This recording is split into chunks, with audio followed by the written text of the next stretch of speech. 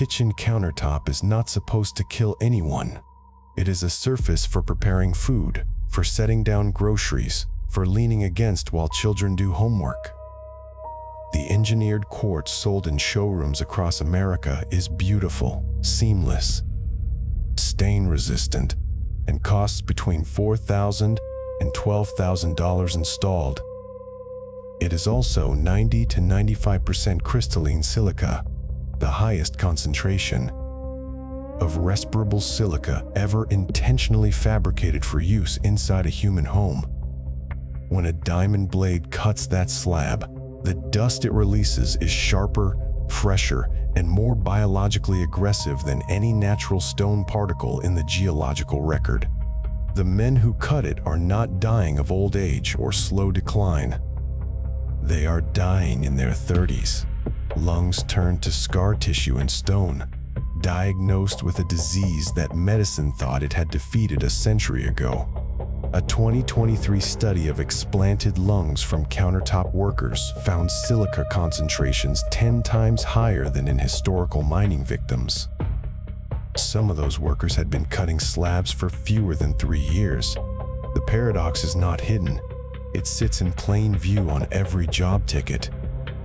A product engineered to be permanent in the kitchen becomes equally permanent inside the human chest, where no scalpel, no drug, no regulatory fine can remove it. We are leaving the surface now. Hatch seals behind us. Pressure builds. The beam cuts through dark water toward what waits below, the Egyptian quarry where men coughed stone from their lungs in 60 BCE. The West Virginia tunnel where the dust was so thick a man could not see his own hands. And the water suppression equipment was turned off the day the inspector left. The Brisbane radiologist reading chest x-rays that looked like a salt shaker had been emptied across the film. The California fabrication shop where the wet cutting hose hangs disconnected above a cone of quartz powder. And in the deepest chamber of the archive, a glass slide holding a thin section of lung tissue, hematoxylin and eosin stain, where sharp translucent crystals sit embedded in whorls of scar. The stone made flesh, the flesh made stone, the file still open.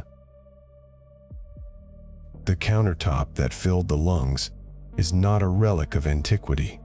It is installed in someone's kitchen tonight, reflecting pendant lights, holding a glass of water, and its cost has not yet been fully paid. The archive is opening the first file. The sound begins not in the throat but in the stone. A copper chisel strikes limestone, and the ring carries across the quarry floor like a bell struck underwater. The man holding the chisel is 19 years old, and he has been doing this work since he was 12, and he will be dead before he is 30. Diodorus Siculus heard him, or 1,000 men like him, and wrote down what he saw around 60 BCE in the reign of the pharaohs on the eastern bank of the Nile. The Greek historian recorded something that had no name yet. The coughing, the wheezing, the bodies bent and broken, not by age, but by what they had been breathing. He wrote of Egyptian quarry workers, whose lungs filled with something that would not leave, and his description is the first written account in any human language of the disease we now call silicosis. The word silicosis waited another 2,000 years to be coined, but the disease was already present, already fatal, already indifferent. The men who cut the stone for the Sphinx and the pyramids, for obelisks and temples and tombs meant to last forever, inhaled a powder so fine that it floated past the body's defenses, past the hairs of the nose, past the mucus of the trachea, past the branching bronchioles, until it reached the deepest chambers of the lung, the alveolar sacs where blood receives oxygen and releases carbon dioxide, the most intimate boundary between the outside world and the inside of a human being. There, the dust stopped. There, it stayed. And there, Over years and decades of cumulative exposure, it began a process of scarring that would turn lung tissue into something resembling the very material that had entered it.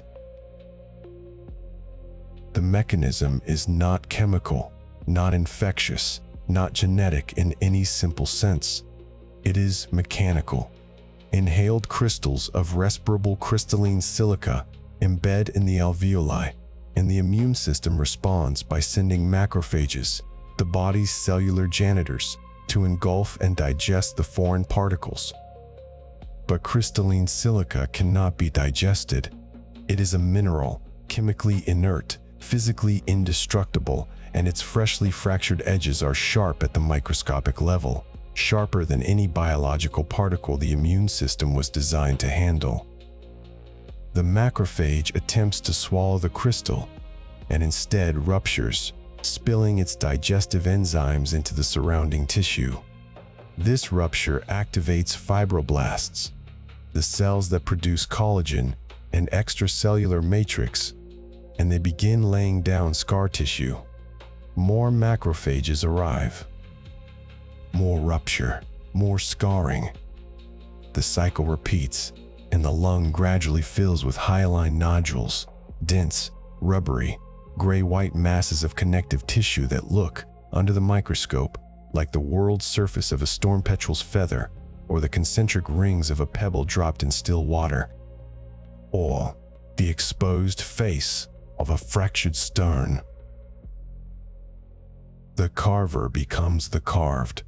This is the paradox at the center of the story, and it appeared in Egypt thousands of years before anyone could articulate it. The same stone that would preserve monuments against wind and rain and time, the limestone of the pyramids, the granite of the obelisks, the quartzite of the colossal statues, became, in the lungs of the men who shaped it, a monument of a different kind, a scar that never heals, a breath that never deepens, a cough that never stops. The ancient Egyptians called their stone carvers the ones who make life permanent, and they did make life permanent, but not their own. Modern medicine has confirmed what Diodorus Siculus could only observe and record. In recent decades, CT scans of mummified remains from ancient Egyptian stoneworker burial sites near Aswan and Luxor have revealed dense, nodular opacities in the upper lobes of the lungs, the classic radiographic signature of silicosis. Histological analysis of preserved lung tissue, rehydrated and examined under light microscopy, has identified birefringent silica particles embedded in fibrotic nodules, their crystalline structure unchanged after 3,000 years. The silica that killed these men is still inside them, chemically identical to the day they inhaled it. It has outlasted the pharaoh for whom they worked. It has outlasted the kingdom that employed them. It has outlasted the language they spoke and the gods they worshipped and the name their own mothers called them. The dust is more permanent than the civilization it helped build. A quarry worker in the reign of Ramses II did not know he was breathing silica. The dust was visible only in the aggregate, the white haze that hung over the cutting floor, the powder that settled on hair and skin and clothing, the fine grit that flavored the bread and the water. But the particles that did the damage were invisible, far smaller than a grain of sand, smaller than the width of a human hair by a factor of 7. These particles, respirable crystalline silica, defined by modern occupational hygiene as particles less than 10 microns in aerodynamic diameter, are light enough to remain suspended in still air for hours, small enough to evade every anatomical defense the lung possesses, and sharp enough to shred a macrophage from the inside. The ancient Egyptian stonemason could not see the danger. He could only feel it years later, when his chest began to tighten and his wind began to shorten, and the daily walk to the quarry became something he had to pause halfway through, hands on knees, fighting for air that no longer seemed to reach his blood. The disease progressed in stages that would be recognizable to any modern pulmonologist. First, a persistent dry cough, easily dismissed as the normal consequence of dusty work. Then dyspnea on exertion, the breathlessness that comes from climbing a ladder or carrying a load of cut stone. Then dyspnea at rest, the breathlessness that comes from simply existing, from lying in bed at night, from the effort of chewing and swallowing. Then cyanosis, the blue tint of fingernails and lips that signals failing oxygenation. Then cor pulmonale, the right ventricle of the heart swelling and failing under the back pressure of blood it cannot push through scarred, rigid, non-compliant lungs. Then death, which in the ancient world would have been recorded not as an occupational disease but as consumption or decline, or simply as the consequence of a life that had been too hard for too long. But the strange part was not that men died. Men had always died. The strange part was that the evidence was written down, in Greek, by a historian whose work survived into the modern era.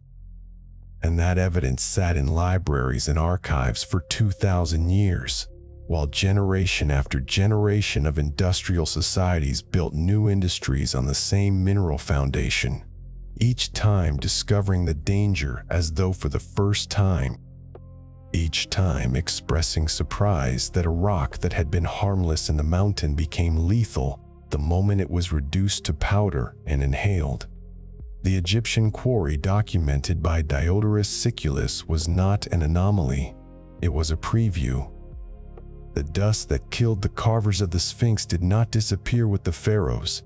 It only waited, embedded in the earth's crust, for a new set of technologies to liberate it from stone and deliver it in concentrations the ancient world could never have imagined, to the lungs of people who had no reason to believe that making a kitchen beautiful could make them dead. The air inside the mountain had no color, no shape, no weight that the instruments could measure, but it had a texture. The men who worked inside the tunnel at Golly Bridge learned to read that texture with their lungs before their eyes, because by the time the dust became visible, it was already too late. The jackhammers pounded against rock that was nearly 99% crystalline silica, and each impact released a cloud of particles so fine they floated for hours, suspended in the humidity of the West Virginia summer like a fog that never settled. A fog that coated the throat and filled the sinuses and drifted deeper into the body than any coal dust or quarry grit had ever been known to travel. The tunnel was not a mine.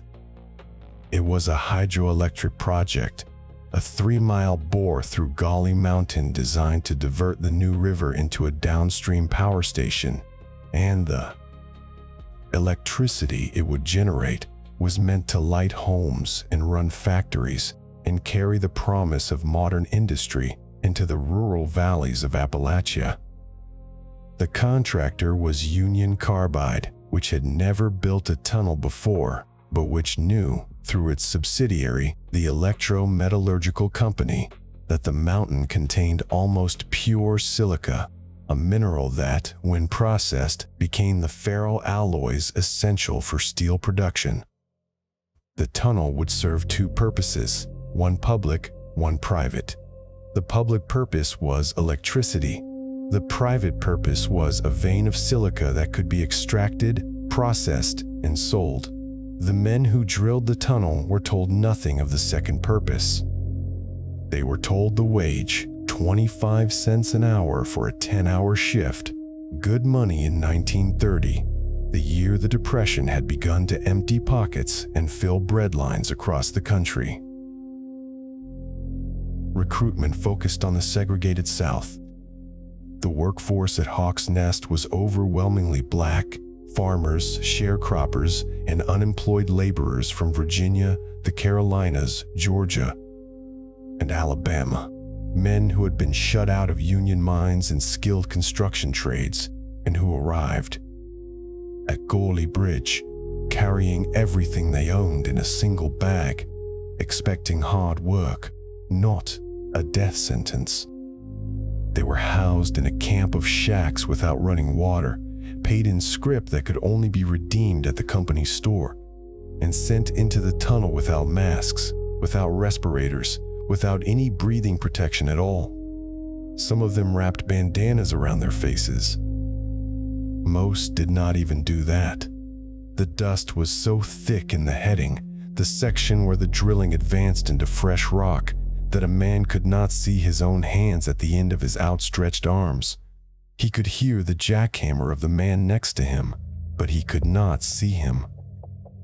He could feel the vibration of the drills through the soles of his boots and the powder settling on his skin, but the air itself had become a solid thing, a substance to wade through, a mineral atmosphere that entered the body with every breath and deposited its cargo in the deepest recesses of the lungs.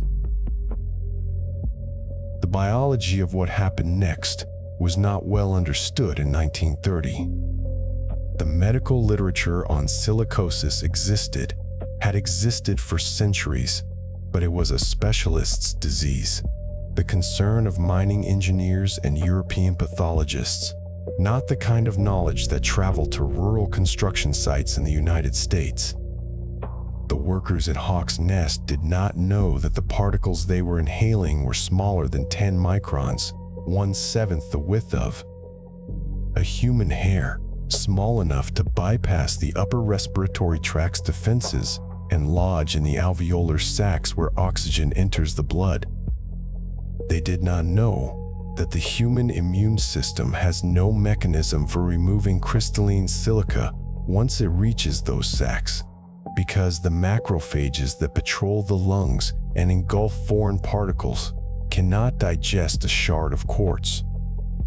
The macrophage engulfs the silica crystal, ruptures, and dies, releasing enzymes that digest lung tissue instead of dust, and the scar that forms around the dead cell traps the particle permanently inside a growing nodule of fibrosis. They did not know that every shift they worked, every breath they took, was laying down a layer of scar tissue that would never heal, never soften, never stop spreading as long as the dust kept entering their lungs. They learned the biology through their bodies. Within weeks of the tunnel's opening, men began to cough. Within months, men began to die.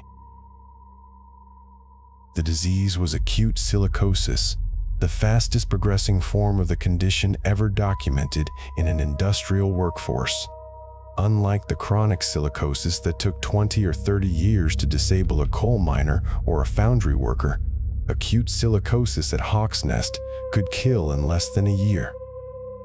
The lungs of the affected men filled with a protein-rich fluid called silicoproteinosis, a condition in which the alveolar spaces flooded with inflammatory exudate, and the fibrosis grew so rapidly that some victims suffocated from the sheer loss of surface area for gas exchange. They turned blue. They lost weight until their bones showed through their skin. They coughed up white sputum that dried on their lips and the bed sheets and the floors of the shacks where they lay waiting for death.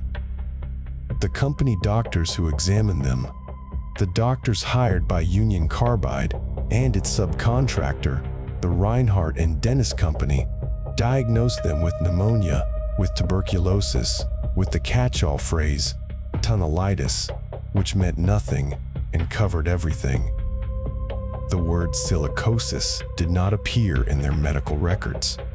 The cause of death on the death certificates was listed as heart failure, kidney failure, exhaustion, any phrase that would not trigger a compensation claim, any phrase that would allow the bodies to be buried without autopsy, without investigation, without the paper trail that might lead back to the tunnel. The burial was one of the quieter operations of the Hawk's Nest project. When a worker died, his body was handed over to his family if his family could be found and could afford to transport it. Many families could not. Many bodies were buried in unmarked graves in a field near the tunnel, a cornfield whose location was known to the local undertaker and the company, and no one else. Some of the dead men had no families to notify. They had come to West Virginia alone, leaving behind addresses that were no longer valid or names that were not recorded in any company ledger. And when they died, their absence was noted only by the men who had worked beside them and who were themselves becoming too sick to remember. The official death toll from the tunnel was set at 109 men. The congressional investigation that followed in 1935, after the labor organizer and journalist John L. Spivak had begun publishing accounts of what he called the Gauley Bridge disaster, suggested the true number was closer to 500. And later estimates from epidemiologists who reconstructed the workforce from payroll records and local death certificates arrived at 700, possibly more. The total may never be known, because the records that would establish it, the medical files, the employment rolls, the names and dates of the men who drilled through that mountain, were lost or destroyed or never created in the first place.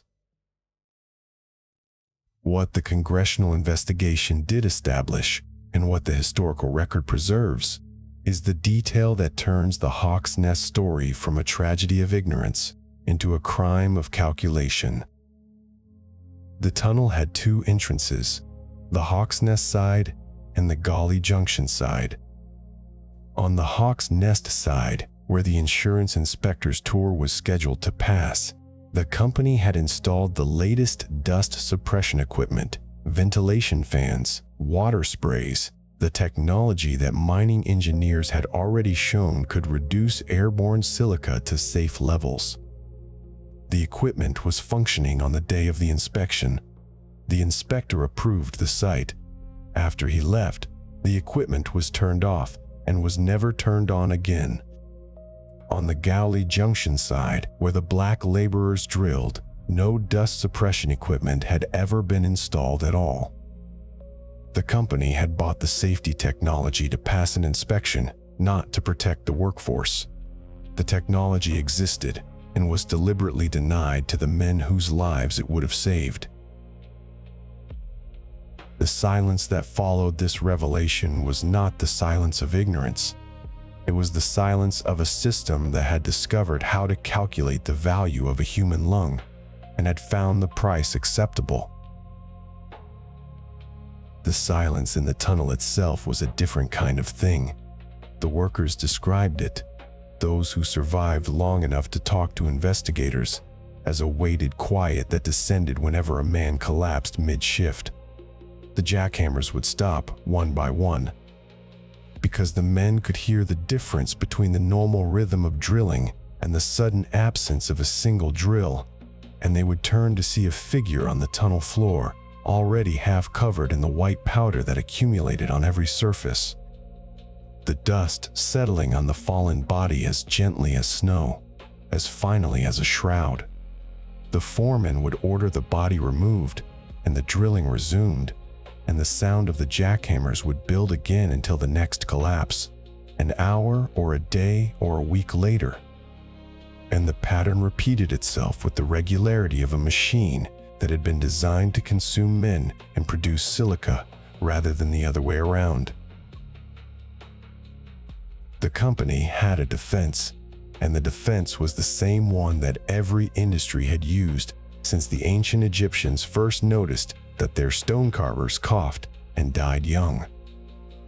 The workers were individually susceptible. The workers had poor hygiene. The workers came to the job with pre-existing conditions, with tuberculosis, with weak constitutions, with anything that would allow the medical profession to locate the cause of the disease in the bodies of the victims rather than in the material that had been forced into those bodies. The 1935 hearings produced a transcript of nearly 3,000 pages of testimony, medical reports, and accounting records, and through it all the company's position remained unchanged. The men had not been killed by silica. They had been killed by their own lungs. The nation was horrified by Hawk's Nest. The hearings made national news. The photographs of emaciated workers, the testimony of widows, the spectacle of a major corporation caught in a lie about ventilation equipment, all of it created a brief window of public outrage and political pressure. And yet, when that window closed, as windows of outrage always close, the response was not elimination of the hazard, but the creation of a compensation system. Workers' compensation laws expanded to cover silicosis in some states, not all.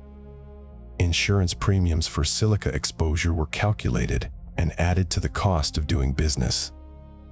The problem became a line item, a risk to be priced rather than prevented, and the dust continued to drift through American workplaces for the next 9 decades, waiting for the next material, the next industry, the next group of workers who had no union, no respirator, and no reason to connect the beauty of a polished stone surface to the scarring underway inside their own chests. The tunnel at Hawk's Nest was completed in 1933. The hydroelectric plant began generating power. The electricity flowed to homes and factories that never knew the name of a single man who had died to produce it. And the mountain held its secret in 2 forms. A river diverted through a bore drilled by the dead, and a mineral dust whose sharpness, whose persistence, whose capacity to turn living tissue into rigid scar had been proven beyond any scientific doubt, and which would be remembered by industry not as a warning, but as a cost that could be managed, displaced, or quietly absorbed into the price of a beautiful surface that no homeowner would ever think to connect to a tunnel in the mountains of West Virginia, or to the unmarked graves, or to the white powder in the air that had once been so thick that a man could not see his own hands in front of his face, and so fine that it had entered lungs whose owners could not see it, could not feel it, could not know that the darkness they were breathing was the same darkness that would eventually fill their chests with the weight of the mountain they had been paid to hollow out. The glow came first, not from the overhead lights, which were switched off, but from a bank of X-ray films pinned to a viewing board that ran the length of the small reading room. It was a cold light, bluish white, and it passed through 12 pairs of lungs arranged in 2 rows like a morbid checkerboard. Each film showed the same thing in different stages: the ribs, the heart shadow, the dark arches of the diaphragm, and where the lungs should have been, a fine gray cloud stretched from the hilum outward, thin and wispy in some, thick and nodular in others, until the lung fields looked less like organs and more like the exposed face of a limestone quarry after a blast. The radiologist, a man named Dr. Harold Copley, had been reading chest films at the Decatur County Industrial Clinic since 1946, and he could no longer remember when he first noticed that the foundry films were different from the films he had been trained to read in medical school. The textbook taught him to look for tuberculosis, for bronchogenic carcinoma, for the dense opacities of bacterial pneumonia. It did not teach him to look for stone. But stone was what he found. In film after film, the fine white threads of fibrosis traced the same lymphatic channels that drained the deepest recesses of the alveolar sacs, and when Copley held a magnifying glass to the films, he could see the tiny radiodense particles themselves, too small individually to resolve, but collectively forming the pathognomonic snowstorm pattern that pathologists had been describing since the 1920s. The particles were respirable crystalline silica. Copley had never seen one with his naked eye. No one in that clinic ever had. Because a particle of respirable silica measures less than 10 microns across, about 1/7 the width of a human hair, smaller than the smallest dust. Mote visible in a shaft of afternoon sunlight, small enough that when you breathe it in, you feel nothing, taste nothing, cough at nothing. And that, as Copley was beginning to understand, was precisely the problem. The size of the particle was not a footnote. It was the entire mechanism of injury. Across the Atlantic, at the pneumoconiosis research unit in Cardiff, a Welsh physician named Edward King had spent the better part of a decade studying why some men who worked in coal mines and granite quarries developed disabling lung disease while others did not. The answer, King discovered, was not the amount of dust, but the fraction of it that could reach the alveoli.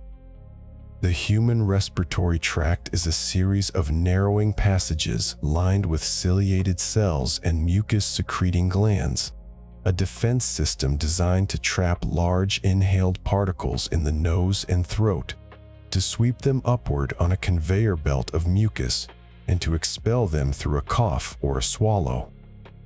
Particles larger than 10 microns rarely made it past the bronchioles, but particles smaller than 10 microns, the respirable fraction, slipped through every defense like a rumor through a locked door. They drifted down into the terminal bronchioles and the alveolar ducts, and there they came to rest in the tiny air sacs where the blood takes its oxygen from the atmosphere.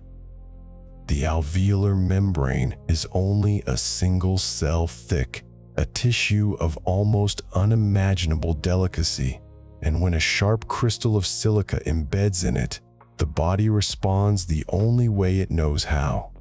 It sends macrophages, immune cells that engulf invaders and dissolve them with enzymes. But silica is not a bacterium or a virus. It is a mineral, a lattice of silicon and oxygen atoms arranged in a crystal so stable that no enzyme can break it. The macrophage swallows the particle and dies, rupturing from the inside, and the enzymes it releases do not digest the silica. They digest the surrounding lung tissue. New macrophages arrive. They die. The cycle repeats year after year, shift after shift, until the alveolus is no longer a soft membrane for gas exchange, but a hard nodule of scar tissue. The lung turns into the same material that caused the wound. King published his findings in 1947, and they spread slowly through the international journals of occupational medicine, a discipline that existed in a strange twilight between public health and industrial production. Funded in part by mining companies and in part by governments that were still uneasy about regulating the former. The same year, the American Conference of Governmental Industrial Hygienists, a body whose name betrayed its awkward position between science and the state, established the first voluntary threshold limit value for airborne silica dust. The number was calculated in millions of particles per cubic foot, a unit that no worker could measure and no foreman could check. And the limit was not a law. It was a recommendation. It had no inspectors, no penalties, no filing cabinet where violations could be recorded and tracked. If a state wanted to adopt it, the state could. If the state preferred to let its foundries and quarries and stone yards operate without dust monitoring, that was also permitted. In most of the industrial Midwest, where the foundries were the largest employers and the state occupational safety agencies were funded by appropriations from legislatures, whose members included foundry owners, the threshold limit value remained a document in a file, a number that existed on paper and nowhere else. That is why Harold Copley's X-ray films did not change anything. In 1958, a team of public health researchers from the University of Michigan conducted a survey of foundry workers in 5 Midwestern states: Ohio, Indiana, Illinois, Michigan, and Wisconsin. They set up portable X-ray units in union halls and church basements, offered free chest screenings, and promised anonymity. The results arrived in a bound report stamped confidential in red ink, and what they showed was a prevalence of radiographic silicosis that ranged from 22% in the youngest age cohort to 41% in men over 50. The average across the entire sample was 30%. 1 in 3 foundry workers was walking around with stone growing in his lungs, and the report's authors noted that the true prevalence was almost certainly higher, because silicosis is slow to appear on X-ray film. By the time the shadows are dense enough to see, the fibrosis is already irreversible. The industry's response was immediate and precise. A consortium of foundry owners hired a team of medical consultants who reviewed the same films and issued a dissenting report. The consultants did not dispute the radiological findings. The films were too clear for that, but they reinterpreted their cause. The disease, they argued, was not a product of workplace exposure. It was a product of poor personal hygiene, of individual susceptibility, of workers who smoked, who did not shave properly to achieve a tight respirator seal, who failed to wash their hands before eating lunch. The structural poisoning of 1/3 of a workforce was reframed as a series of personal failures, each one attributable to the moral or behavioral shortcomings of the individual man who coughed. This was not a new argument. It was the argument the coal industry had used since the 1890s. The argument the asbestos industry was refining in its own litigation. The argument that allowed a company to look at an X-ray showing a lung turned to hard white stone and say, without irony, that the stone had nothing to do with the dust that created it. The invisible had made itself visible, and the visible had been explained away. That was the mechanism of denial in the 20th century, not the refusal to look, but the ability to look and see something else. The respirable silica particle was a perfect vehicle for this logic, because it left no sensory trace at the moment of injury. It did not smell like solvent or burn like acid. It did not stain the skin or irritate the eyes. A man could spend 8 hours in a cloud of silica dust, walk out of the foundry, blow his nose on a handkerchief, and see nothing but clear mucus. The damage was taking place at a scale his body could not register, in a chamber his conscious mind could not access, with a speed that was geological rather than biological. The coughing would come later, years later, decades later, and by the time it did, the connection between the dust and the disease had been severed by time, by the turnover of foremen and safety managers, by the industry's medical literature, by the sheer difficulty of proving that a particle encased in scar tissue had first entered the lung on a Tuesday in March of 1962 and not on a Thursday in November of 1961. The X-ray films in Copley's reading room told a different story. They told it in the language of shadows and light, in the pattern of opacities that radiology textbooks classified as simple or complicated, as micronodular or conglomerate. The disease had its own formal grammar, and the grammar was consistent.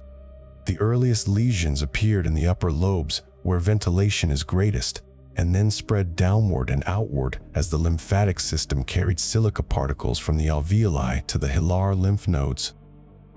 The nodes themselves calcified, forming the so-called eggshell calcifications that appeared on film as thin white rings around dead tissue. In the most advanced cases, the ones Copley saw in men over 60 who had spent 40 years in the foundry, The nodules coalesced into large masses of fibrosis that obliterated the normal lung architecture entirely. The radiologist could trace the outline of the heart only by inference, because the lung tissue was so dense it merged with the cardiac shadow. The patient who lived inside that film was breathing but not oxygenating, moving air in and out of a chest cavity that was filling, slowly and inexorably, with a substance that was chemically identical to the quartz grain he had first inhaled as a young man. The paradox was as quiet as the dust itself. Medicine had developed the tools to see the invisible: the X-ray tube, the photomultiplier, the statistical survey, the epidemiological cohort study. And what those tools revealed was a disease that the institutions responsible for protecting workers consistently refused to acknowledge. The ability to see did not produce the obligation to act. It only produced the obligation to look away more precisely, with better documentation and sharper arguments, with peer-reviewed papers that attributed silicosis to everything except the silica that caused it. The stone could not be seen, so it could not be proven, and when it could be seen, it could be blamed on the man who had inhaled it.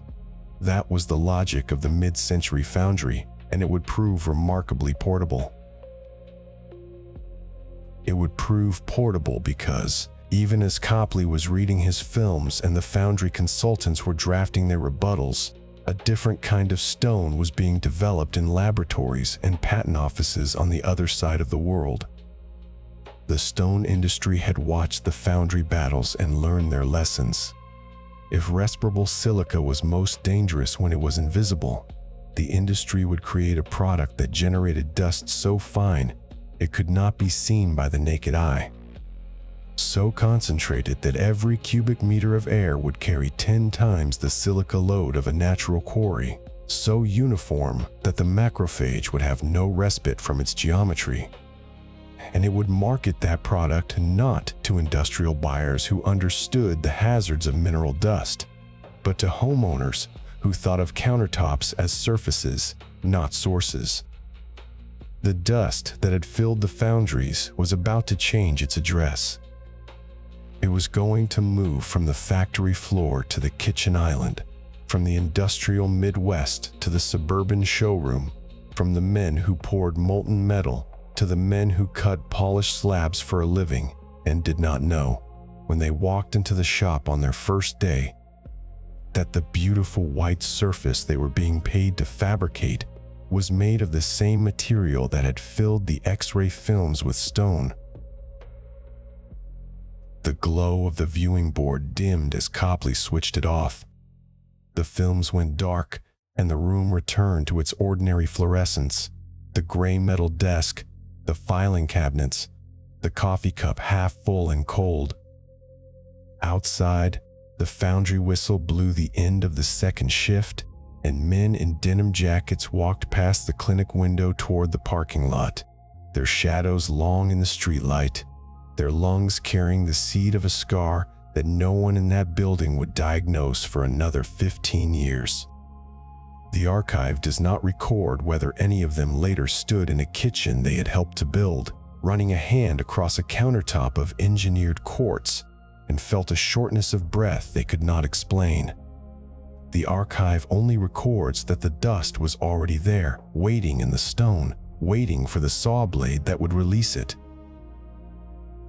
The showroom at midnight holds its own kind of silence. Not the silence of absence, but the silence of display. The spotlights are off, but the quartz slabs still catch the thin light that leaks from the street through floor-to-ceiling windows. Each slab stands upright in its metal rack, 8 feet tall and 3 centimeters thick, polished to a surface that reflects the room back as a softened dream. The veins in the stone are not veins at all. They are engineered patterns, produced by the precise distribution of ground quartz and pigment through a vacuum compression process, so controlled that no two slabs are exactly identical, yet every slab conforms to the catalog's promise of flawless uniformity. The surface is cold to the touch. It will resist wine, citrus, hot pans, knife blades, and the slow abrasion of a decade's worth of groceries dropped on the same corner. It is, by every measure, the kitchen industry values, a perfect material. The chemical definition of that perfection is simple. The slab is 90 to 95% crystalline silica, natural granite. The stone it replaced in millions of American kitchens runs from 10 to 45%. Marble is lower still. The raw quartzite from which these slabs are made begins as ancient seabed, compressed into rock over geological epochs, then mined, crushed into powder finer than confectioner's sugar, mixed with polyester resin and pigment, poured into a mold, and compressed under vacuum at pressures that squeeze every bubble from the resin and lock every silica grain into a matrix harder than most tool steel. The result is a product that is non-porous, stain-resistant, uniform in color and pattern, and so dense that it can span an 8-foot island without a single visible seam. The kitchen shows no joint, no fissure, no place where moisture or bacteria can enter. It is, in the most literal sense, without flaw. The process has a name, Breton stone, after the company in the hills of northeastern Italy that invented it in the early 1980s. The patent drawings show a sequence of vats, conveyor belts, vacuum chambers, and polishing heads arranged in a straight line like a factory for compacting time itself. The genius of the process is that it turns a mineral, quartz, that is among the most abundant on Earth, into a surface that looks and feels like luxury. Before Breton stone, engineered stone had been a niche product for laboratories and hospital countertops. After Breton stone, it became the fastest-growing countertop material in the world, displacing granite, laminate, and solid surface by 2010. The international patent filings tracked the spread like an ink stain. Italy, Spain, Israel, India, China, Brazil, Turkey, the United States.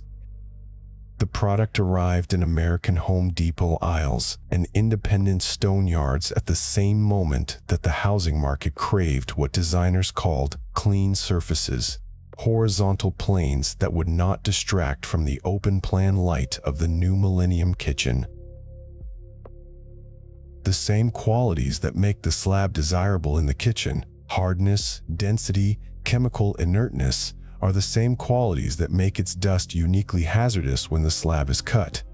This is not a coincidence, it is a material identity. The resin binder that holds the quartz grains together is a polyester polymer chosen for its ability to shatter cleanly under a cutting blade. When a diamond saw meets the slab, the resin does not melt or stretch.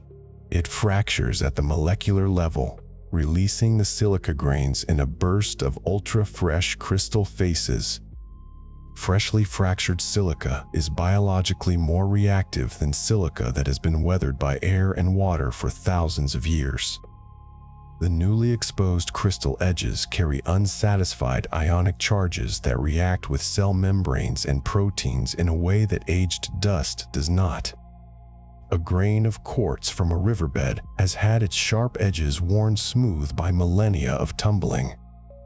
A grain of freshly machined, engineered stone dust arrives in the lung with edges that are essentially unused, each particle a microscopic blade that has never been dulled by any force except the saw that made it.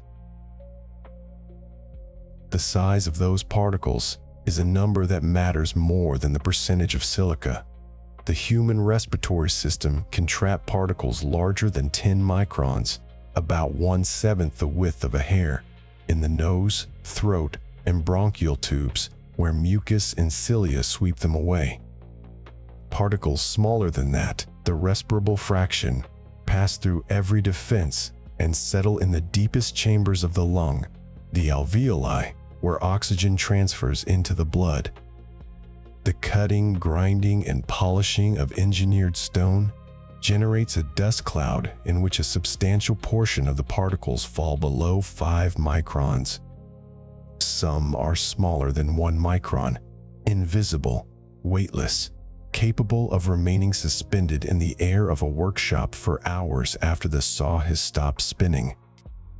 A worker who takes off his mask for lunch inhales them with every breath, and they travel past the larynx, past the trachea, past the branching bronchioles, until they reach the blind-ended sacs where the body and the atmosphere make their fragile exchange. Once inside the alveolus, the silica particle meets the macrophage, the immune cell whose job is to engulf foreign material and dissolve it with enzymes. But crystalline silica does not dissolve. The macrophage wraps itself around the particle and releases its chemical weapons. But the silica's surface chemistry catalyzes the rupture of the macrophage's own membrane. The cell dies and spills its contents, which attract more macrophages, which in turn die, and the cycle repeats. Fibroblasts arrive to lay down collagen, and the collagen hardens into scar tissue, fibrosis. The scar does not grow like a tumor, but it spreads like a slow pavement over the delicate architecture of the alveolar walls, reducing the lungs' capacity to exchange gas. The process has no symptoms at first.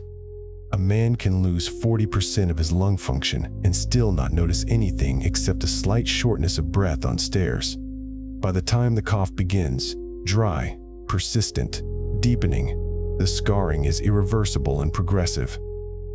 The lung tissue becomes stiffer, harder, less elastic. On an X-ray, the earliest signs look like faint white flecks scattered across both lung fields. Over time, those flecks coalesce into dense masses, and the radiologist writes the word silicosis in the chart, like a geologist identifying a rock formation. The strange part is not that the disease exists. It is that the disease was known, perfectly well understood, and engineered into a more potent form by an innovation that solved a commercial problem without ever asking a biological one.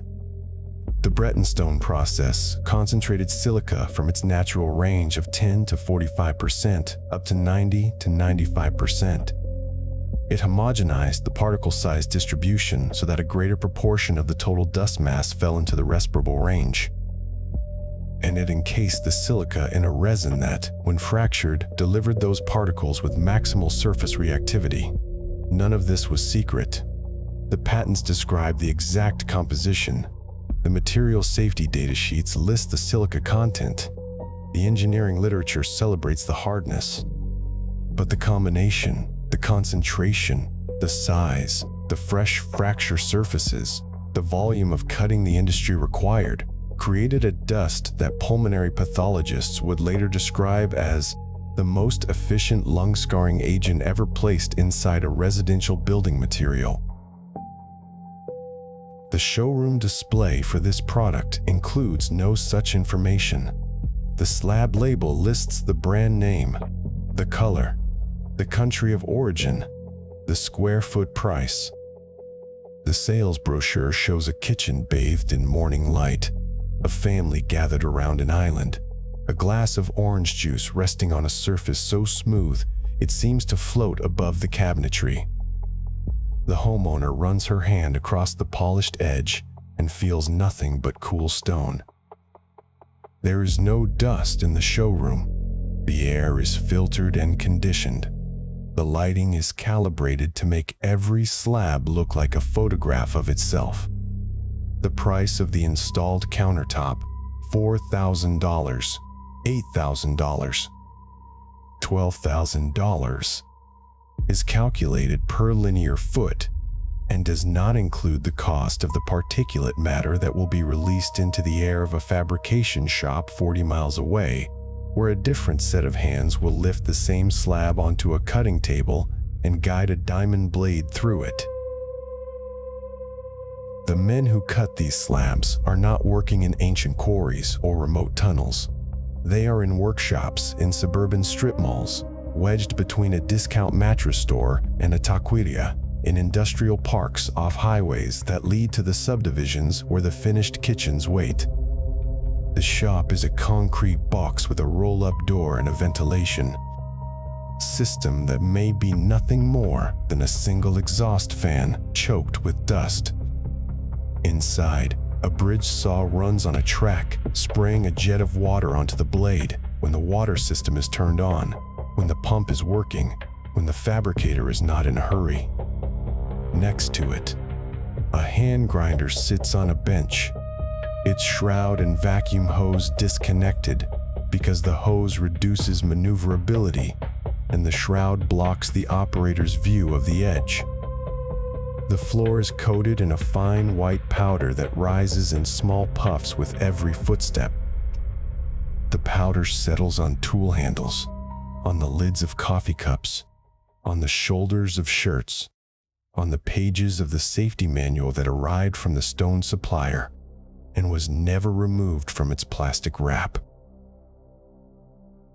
The first symptoms this work produces are subtle: a dry cough in the mornings, a feeling of heaviness in the chest after a long shift, a need to take deeper breaths than before, to pause at the top of a flight of stairs. The man who feels these things is 28 or 32 years old. He has been cutting stone for 3 years, maybe 5. He has no reason to connect the cough to the kitchen island he helped install last month, the one with the waterfall edge and the matching backsplash, photographed for the contractor's portfolio. He takes a decongestant. He drinks more water. He tells himself he is out of shape.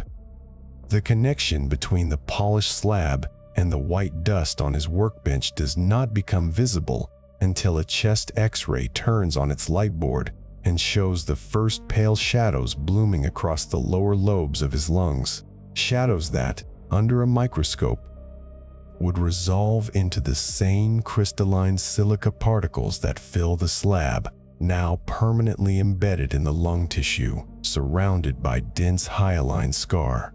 The stone made flesh. The flesh made stone.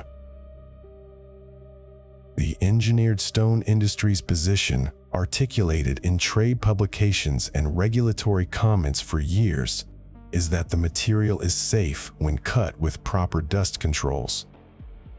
Wet cutting, vacuum shrouds, air monitoring, respirators, the engineering controls exist, the training materials are available, the regulatory limits are published, and this is technically true. A fabrication shop that installs a full wet cutting system, maintains negative air pressure, outfits every worker with a powered air purifying respirator, and monitors silica concentrations regularly can reduce exposure below the permissible limit. The technical fix is not mysterious. It is not even expensive relative to the value of the slabs passing through the shop. But the regulatory structure in the United States has always treated compliance as a matter of employer discretion, enforced by an understaffed inspection apparatus that in the countertop sector issues violations at a rate so low, fewer than 30 silica citations in California between 2015 and 2020 out of 2,000 inspections, that the practical difference between a rule and a suggestion vanishes. The market does not reward safety, it rewards speed. A shop that cuts dry can finish more slabs in a shift than a shop that stops to adjust water flow and check vacuum seals. The dead worker appears nowhere on the balance sheet. The completed kitchen does. And so the powder continues to settle. It settles on the dashboards of the pickup trucks that deliver the finished slabs. It settles on the coveralls that go home in a plastic bag and then into a home washing machine where the dust mixes with the family's laundry. It settles in the lungs of the men who sweep the shop floor at the end of the shift, raising a fresh cloud that will hang in the air until morning, invisible and patient, waiting for the next saw blade to spin. The polished slab in the showroom reflects nothing of this. Its surface remains immutable, indifferent, beautiful. The spotlights find no flaw. The catalog copy promises a lifetime of stain-free performance. And somewhere between the showroom and the shop, the question that every chapter of silica history has posed sits unanswered. What is the surface worth? The light inside the shop does not fall so much as it filters through a high bank of dirt-crusted windows, through a permanent gauze of suspended white powder that turns every beam into a solid-looking column. The air has texture. At midday, when the saws pause and the men step away from their stations, the silence is almost louder than the machinery was, because it allows you to hear what the machinery covered: the wheeze in a 30-year-old's breath, the wet catch at the back of a throat, the small sounds of lungs negotiating with a substance they cannot expel. The brake table is a slab of rejected quartzite laid across two sawhorses, its surface mottled with adhesive smears and the ghost rings of 1,000 coffee cups. The workers sit on overturned 5-gallon buckets, eating sandwiches from foil, and with every bite they consume a little of the shop's atmosphere. The dust settles into the bread, onto the glistening surface of sliced tomato, into the black liquid of the coffee. It is so fine that it floats on the surface tension for a moment before it mixes, invisible. Nobody comments on the taste because the taste is indistinguishable from the job itself. A mineral dryness, a faint resin bitterness, the flavor of a material that was never meant to enter a body. On the wall behind the table, a laminated poster has been hanging for 2 years. It shows a pair of lungs drawn in medical cross-section, with a red circle and a diagonal line over an image of a worker cutting without water. The text is in English and Spanish. The corners of the plastic wrap still cling to the pushpins. Nobody removed it. The poster speaks to a version of the shop that would exist if someone had a reason to unwrap it. An employer who checked, an inspector who came, a worker who believed that the lung drawings were not a hypothetical. The men who cut these slabs are not working in ancient quarries or remote tunnels. They are in workshops in suburban strip malls, between a discount tile outlet and a store that sells polished granite memorials. From the outside, the building is indistinguishable from a storage unit, a roll-up door, a small office with a laminated countertop sample display, a fluorescent lit corridor that leads back to the cutting floor. The showroom, if there is one, is somewhere else, in a retail district with potted plants and track lighting, where homeowners run their fingers over the gleaming surfaces of engineered quartz and imagine dinner parties.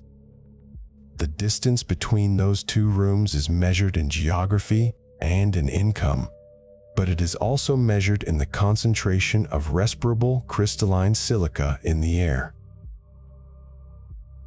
A 2019 study published in the journal Thorax looked at a cohort of engineered stone fabricators diagnosed with silicosis in California.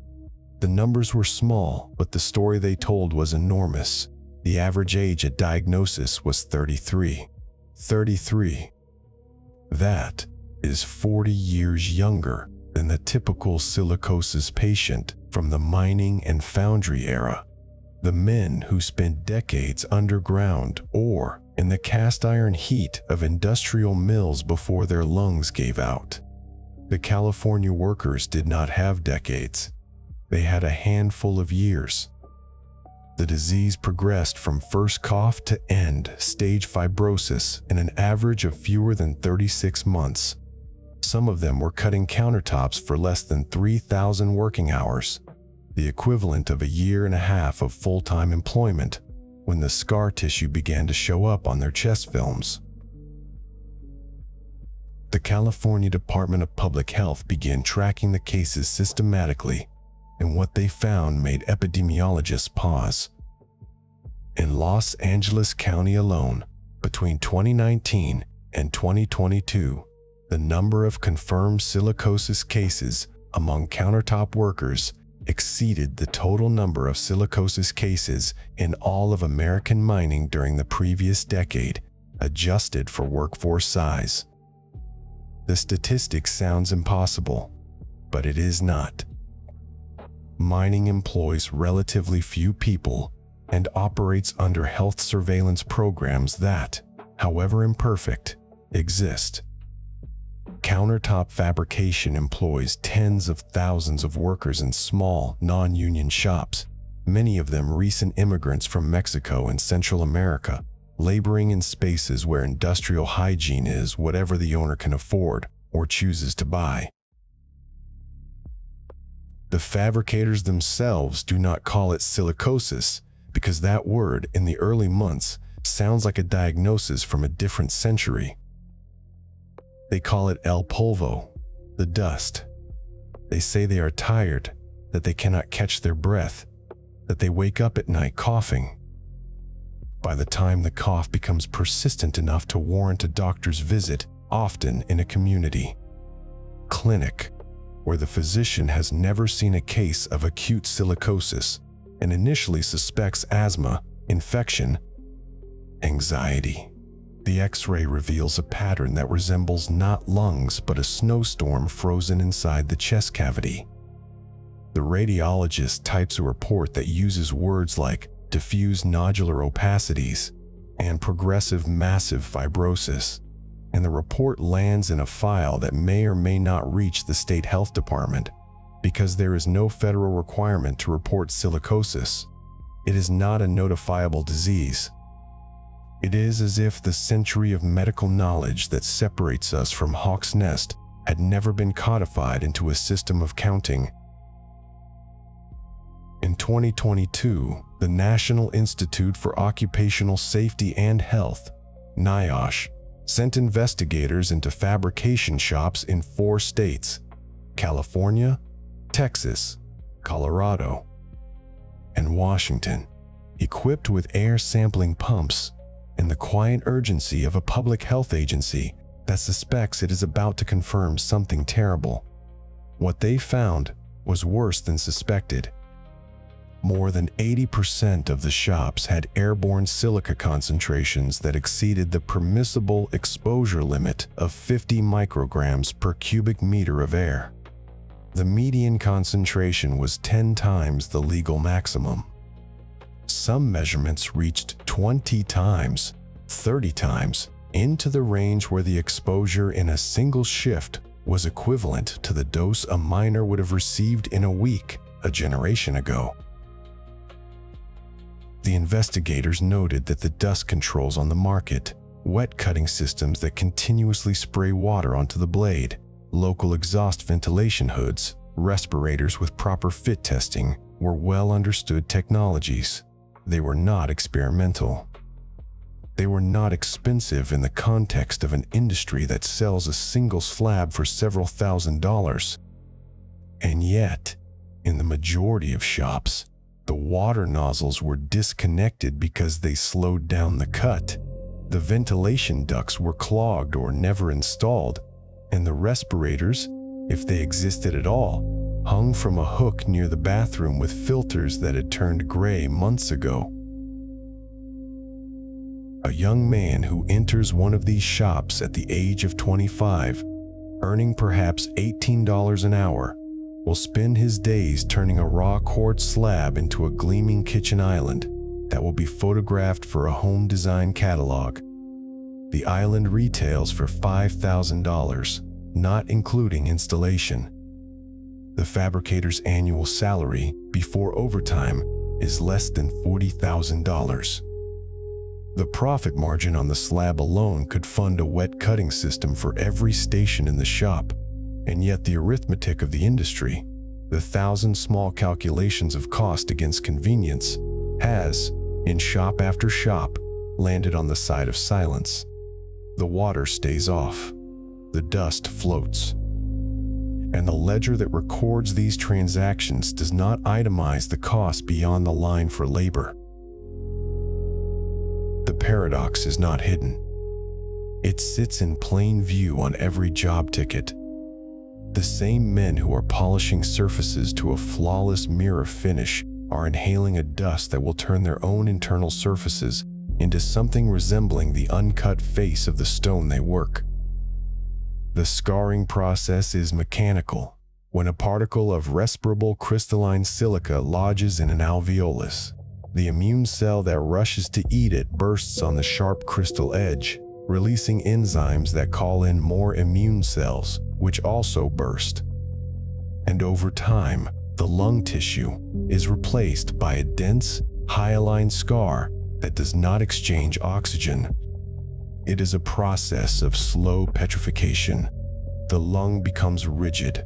The chest wall fights to expand against a substance that no longer moves. The breath shortens not because the airway is blocked, but because the very architecture of the organ has been remodeled by a mineral that does not belong to biology. The medical literature has now identified a unique pathological pattern in these workers, distinct from classical silicosis. It is called engineered stone silicosis, and it progresses faster with denser nodular formations, and it responds to no treatment except the industrial age extremity of lung transplantation.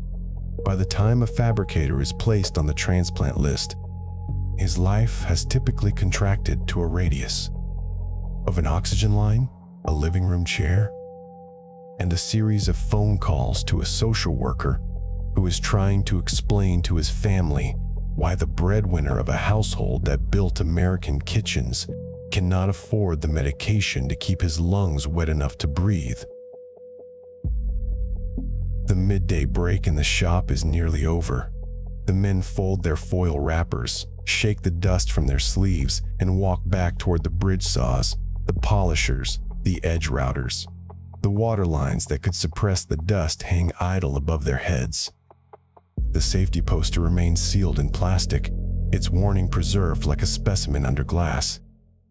The question that has begun to circulate through public health agencies, academic conferences, and the quieter corners of occupational medicine is not whether this is a recurrence of Hawk's Nest.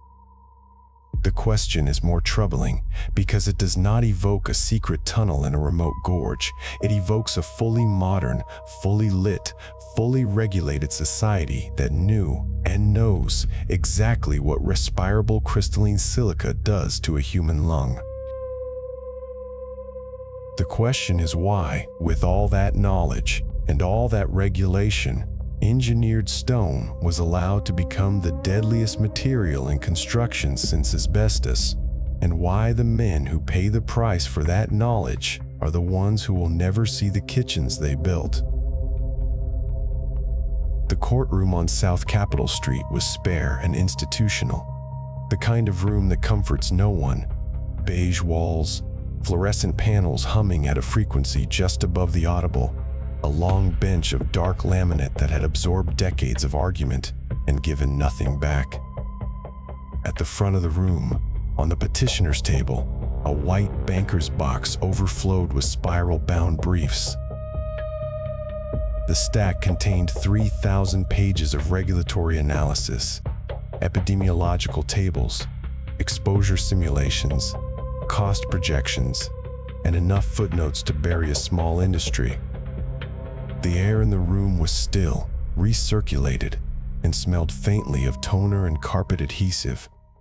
Outside, in the loading zone reserved for counsel, a dust-covered pickup truck idled under the gray winter sky, its bed carrying a single uncut slab of engineered quartz wrapped in shipping plastic. The slab was destined for a custom kitchen in Bethesda. The price of the fabricated installation, including the waterfall island and matching backsplash, would come to just over $41,000.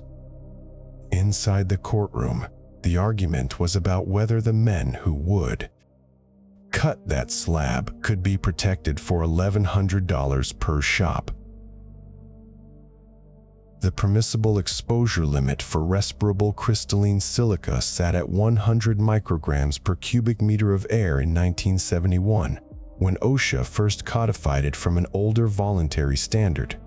That number had not been revised since. It was a limit inherited from a world that measured dust with cotton filters and weighed them on mechanical balances, a world that still argued about whether silica caused cancer and considered silicosis a mining disease that took 30 years to kill. The National Institute for Occupational Safety and Health had run its own calculations and published a recommendation in 1974, 50 micrograms, half that. The agency's scientists had reviewed the same chest films and autopsy series and concluded that the 100 microgram threshold was a slow-moving catastrophe, a number that permitted the accumulation of scar tissue across a working lifetime, and then called it natural attrition. The recommendation sat in the Federal Register, a memo to a government that did not write back. 42 years passed between the recommendation and the rule. During that span, an estimated 5.4 million American workers inhaled silica dust at levels above the older inadequate limit. Construction accounted for nearly 2/3 of them: masons, concrete cutters, demolition crews, tunnelers, and the men who moved into the countertop fabrication shops of the Sun Belt as engineered quartz began its long conquest of the American kitchen. Their lungs were treated as a standing credit line, a resource that could be drawn against until the balance came due.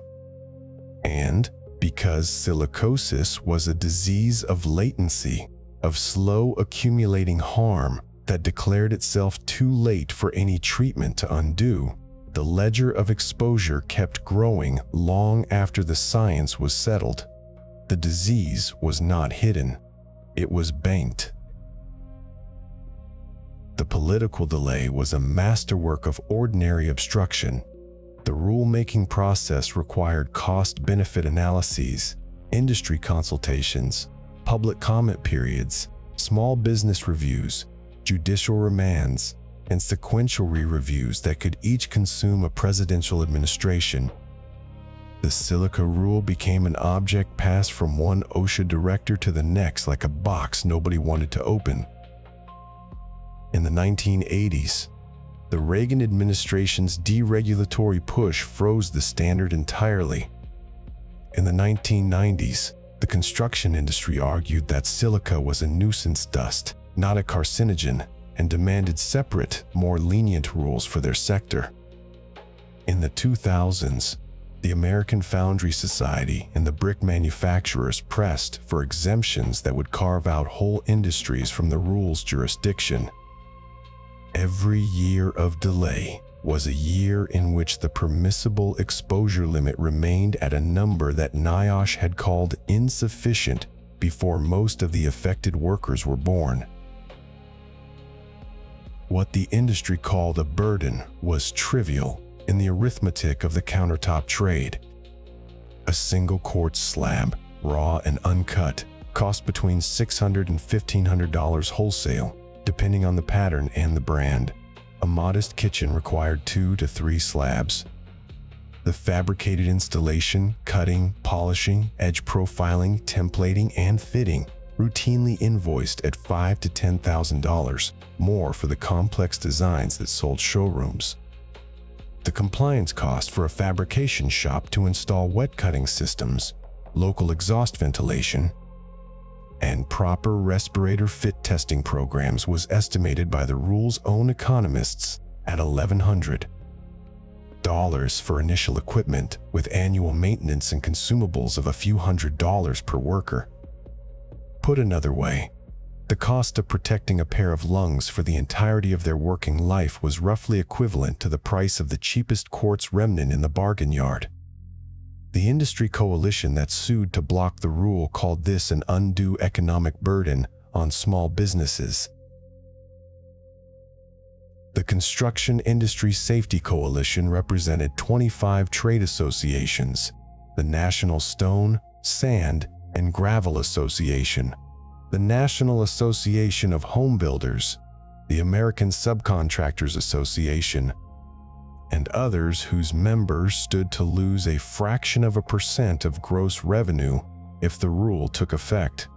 Their legal argument was that OSHA had failed to demonstrate the technological and economic feasibility of the 50 microgram limit for construction and general industry. They submitted economic models showing that the rule would cost the economy billions in compliance and productivity losses. They did not submit models that priced the lung. That calculation was left to the other side of the ledger, where public health researchers had already shown that treating a single case of advanced silicosis, one lung transplant, one lifetime of oxygen therapy, one family bankrupted by medical bills, cost the system nearly $1 million, not counting the lost wages and the lost years. $1,000 to prevent the disease, $1 million to survive it. The math on the page was indisputable. The math in the courtroom was irrelevant. The two ledgers were kept on different planets. The strange part was not that the industry opposed the rule. The strange part was that they opposed it in the full light of the historical record, as if no one in the room had heard of Hawk's Nest, as if the X-rays of the foundry workers from the 1950s had never been hung on a light board, as if the men coughing into paper towels in California fabrication shops were suffering from a mystery that science had not yet untangled. The coalition's briefs mentioned silicosis only in passing as a recognized hazard that responsible employers already address. The subtext, never spoken aloud but audible in every footnote, was that sick workers were the result of bad operators, not bad materials, and that the government should punish the outliers rather than mandate protections for everyone. It was the same argument the asbestos industry had made before its collapse. The same argument the lead paint manufacturers had made before the blood tests came back. The same argument that always works until the bodies become numerous enough to count as a public nuisance. In the hearing room, the stack of documents grew taller. Exhibits were entered into the record. An epidemiologist from UCLA described the accelerated silicosis cases he had diagnosed in workers whose only known exposure was engineered stone, men in their 30s with the lung profiles of septuagenarian coal miners. He showed CT scans on a projector screen, images of lungs that looked more like fractured rock than soft tissue, the white nodules clustering around the hilum like quartz crystals growing in a geode.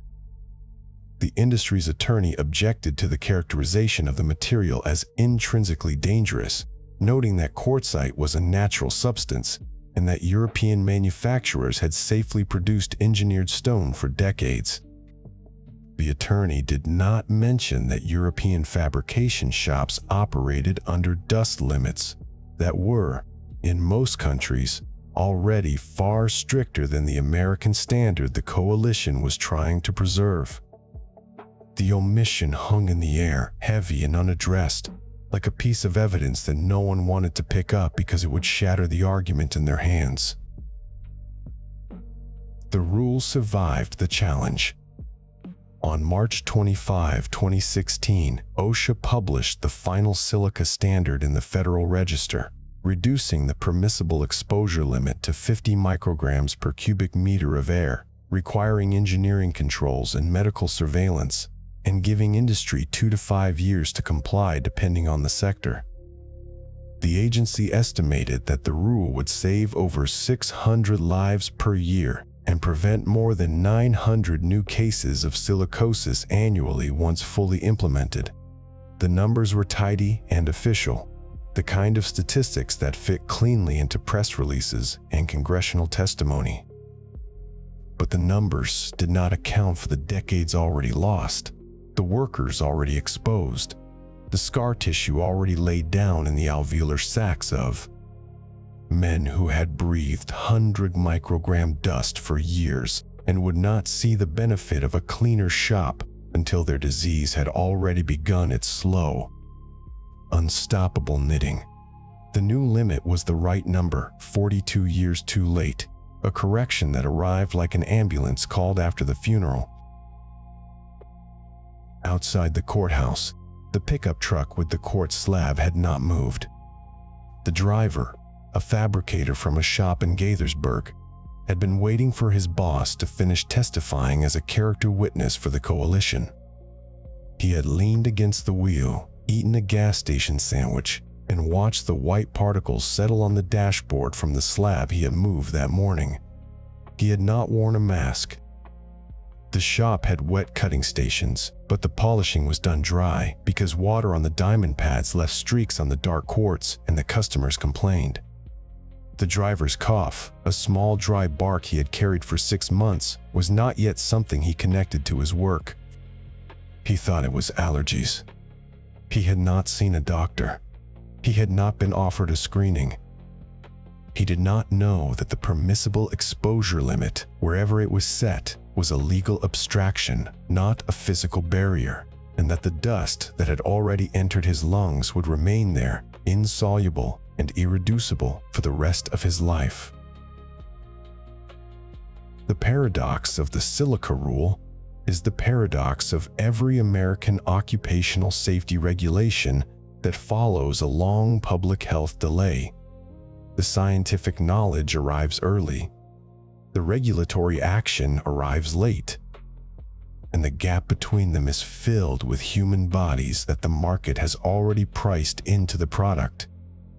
A society that will cheerfully pay $41,000 for a kitchen island that gleams under pendant lights will fight, in court and in the trade press, over a $1,000 ventilation system that might prevent a father from drowning in his own scar tissue at age 40.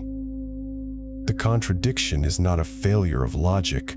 It is a triumph of a different logic entirely, one that weighs costs in the currency of capital and benefits in the currency of lives, and has never found a stable exchange rate between the two. The rule made the exchange rate slightly more humane. It did not change the system that required the exchange in the first place. The pickup truck eventually pulled away from the curb and merged into the traffic of the Capitol Beltway, the quartz slab strapped tight and rattling gently over the potholes. In the passenger seat, a binder held the shop's wet cutting procedure, printed and signed, but never followed. In the driver's chest, the invisible architecture of fibrosis had already begun its earliest construction, a microscopic scaffolding that would, in another decade, fill a CT scan with the same white geometry that the stone itself displayed under showroom lights. The rule was now law. The dust did not care. While the American regulatory system slowly ground toward enforcement, implementation staggered across states, inspection rates still too low, compliance still largely voluntary in the non-unionized corners of the countertop industry. A continent away, a different response was gathering momentum. It did not emerge from a courtroom or a trade association white paper. It emerged from a radiology clinic in Brisbane, where chest x-rays were stacking up on a light board in numbers that made the old mining disease look almost nostalgic. The question those films asked was not whether a regulation could survive a legal challenge. The question was whether a product could survive its own perfect danger. And the answer, when it came, would force every other nation to ask the same thing. The radiographs are read in the dark. This is not a poetic flourish. It is a practical requirement. The human eye can distinguish roughly 30 shades of gray on a backlit sheet of film, but only if the room around it offers no competing light. So the Queensland Reading Centre operates in near total darkness, the radiologists moving from monitor to monitor, like deep-sea fish navigating by their own bioluminescence. The screens show chest after chest, rib cage after rib cage, each pair of lungs rendered in gradients of black and white. A healthy lung appears mostly dark on an X-ray. Air is empty space to a photon beam, while disease shows up as light, as density, as something that should not be there. The radiologists are trained to look for small white spots, the kind that suggest infection or inflammation, or, in an aging smoker, the early architecture of emphysema. What they began seeing instead, sometime around 2015, were lungs that looked as though someone had shaken a salt shaker across the film, diffuse, bilateral, inextinguishable. The first cases arrived as a trickle. A general practitioner in a Brisbane suburb saw a 28-year-old man with a cough that had lasted 6 months and would not respond to antibiotics. The man was a stonemason. He cut bench tops for new kitchens. The GP ordered a chest X-ray, which came back with a note from the radiologist suggesting possible sarcoidosis, an autoimmune condition that produces granular lumps in the lungs. The man was referred to a respiratory specialist, who ordered a high-resolution CT scan, which revealed that the lumps were not the soft granulomas of sarcoidosis. They were dense. They were calcified. They were silica. The specialist asked the man how long he had been cutting stone. 4 years, the man said. The specialist asked if he wore a mask. Sometimes, the man said. When the dust got too thick, you could not see the pencil marks on the slab, so you had to blow the dust away with your breath before you made the next cut.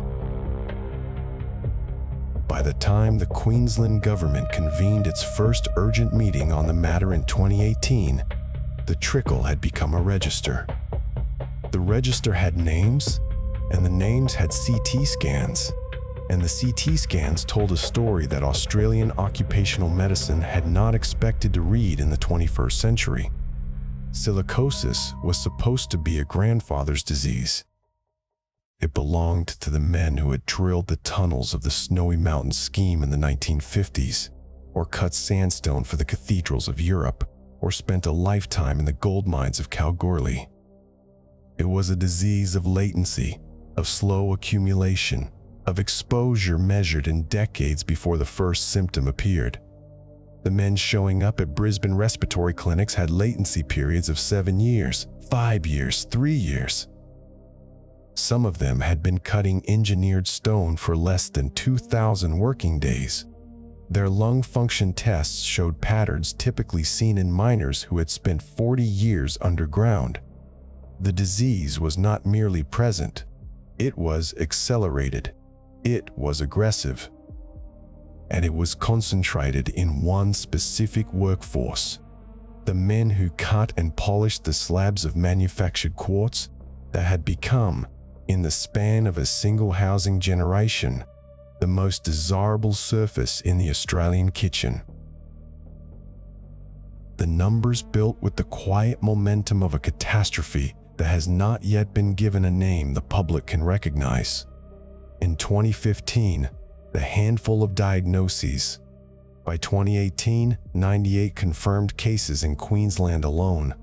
By 2020, more than 200.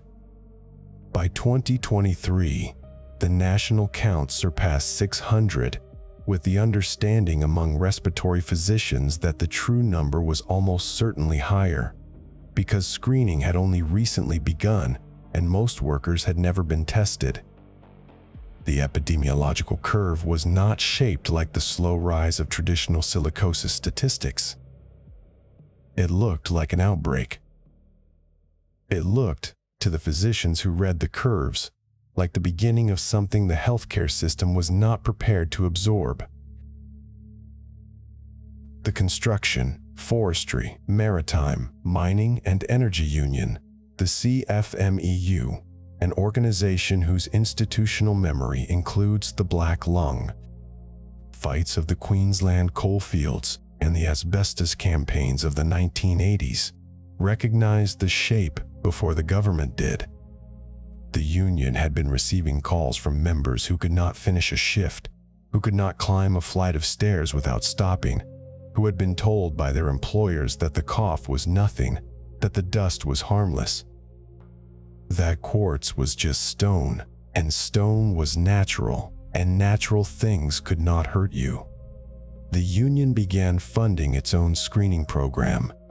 It hired a mobile X-ray van and parked it outside fabrication shops in the industrial estates of Brisbane's outer suburbs. It publicized the results. It named the trade names of the stone products that were producing the highest silica concentrations. It put the question directly to the state and federal governments.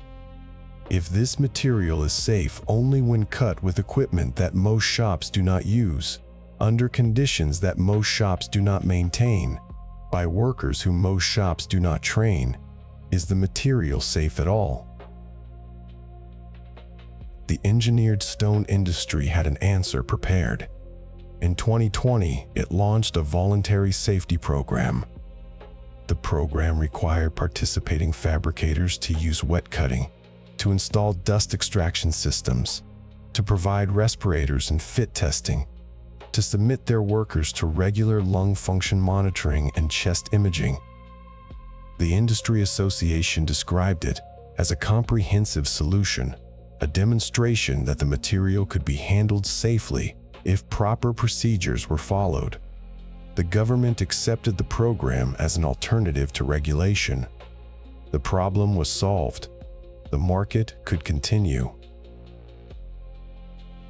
An independent evaluation, commissioned 3 years later, found that fewer than 30% of fabrication shops were in compliance. The wet saws were disconnected from their water supplies because the water slowed production.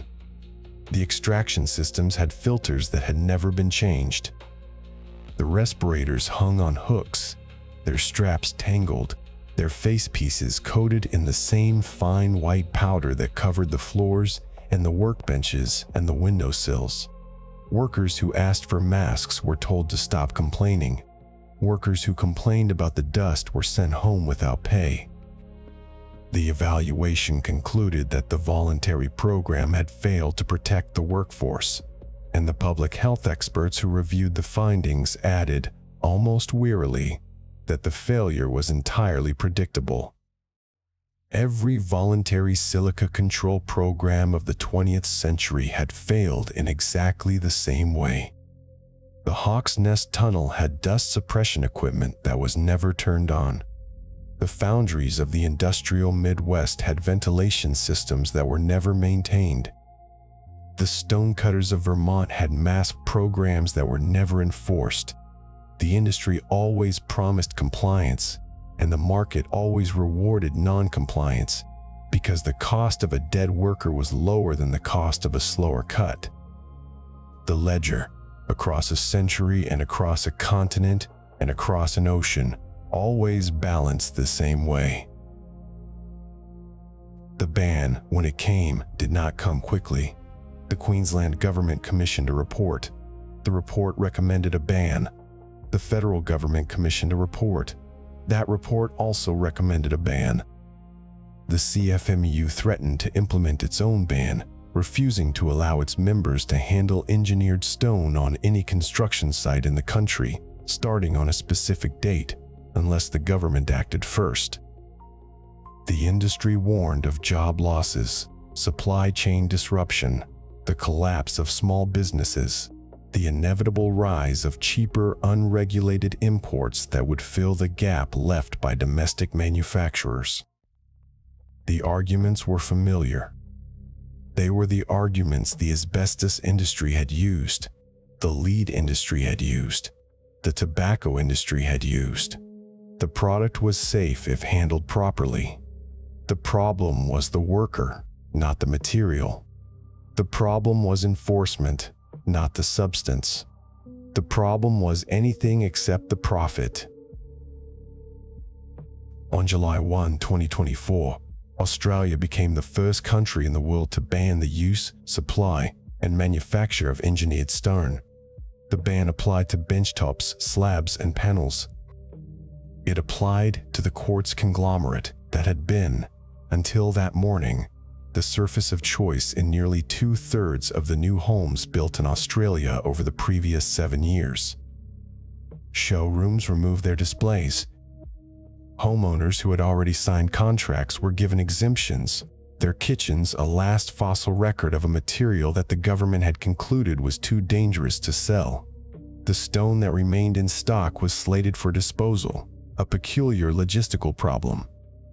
Because the slabs were heavy and non-biodegradable and contained no hazardous component that would trigger special waste handling, so they would likely end up in landfills, buried under ordinary rubbish.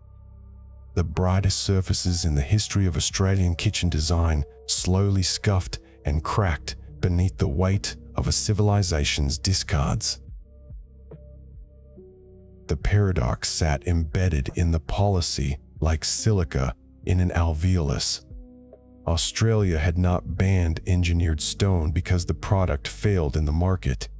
It had been, by every measure a consumer could apply, a spectacular success. It did not stain, it did not etch, it did not require sealing. It offered a uniformity of pattern that no natural stone could match. Veins and flecks of color distributed with the precision of industrial design rather than the caprice of geology. It was, in the utilitarian language of the building industry, a high-performance surface. The problem was not that the stone was flawed.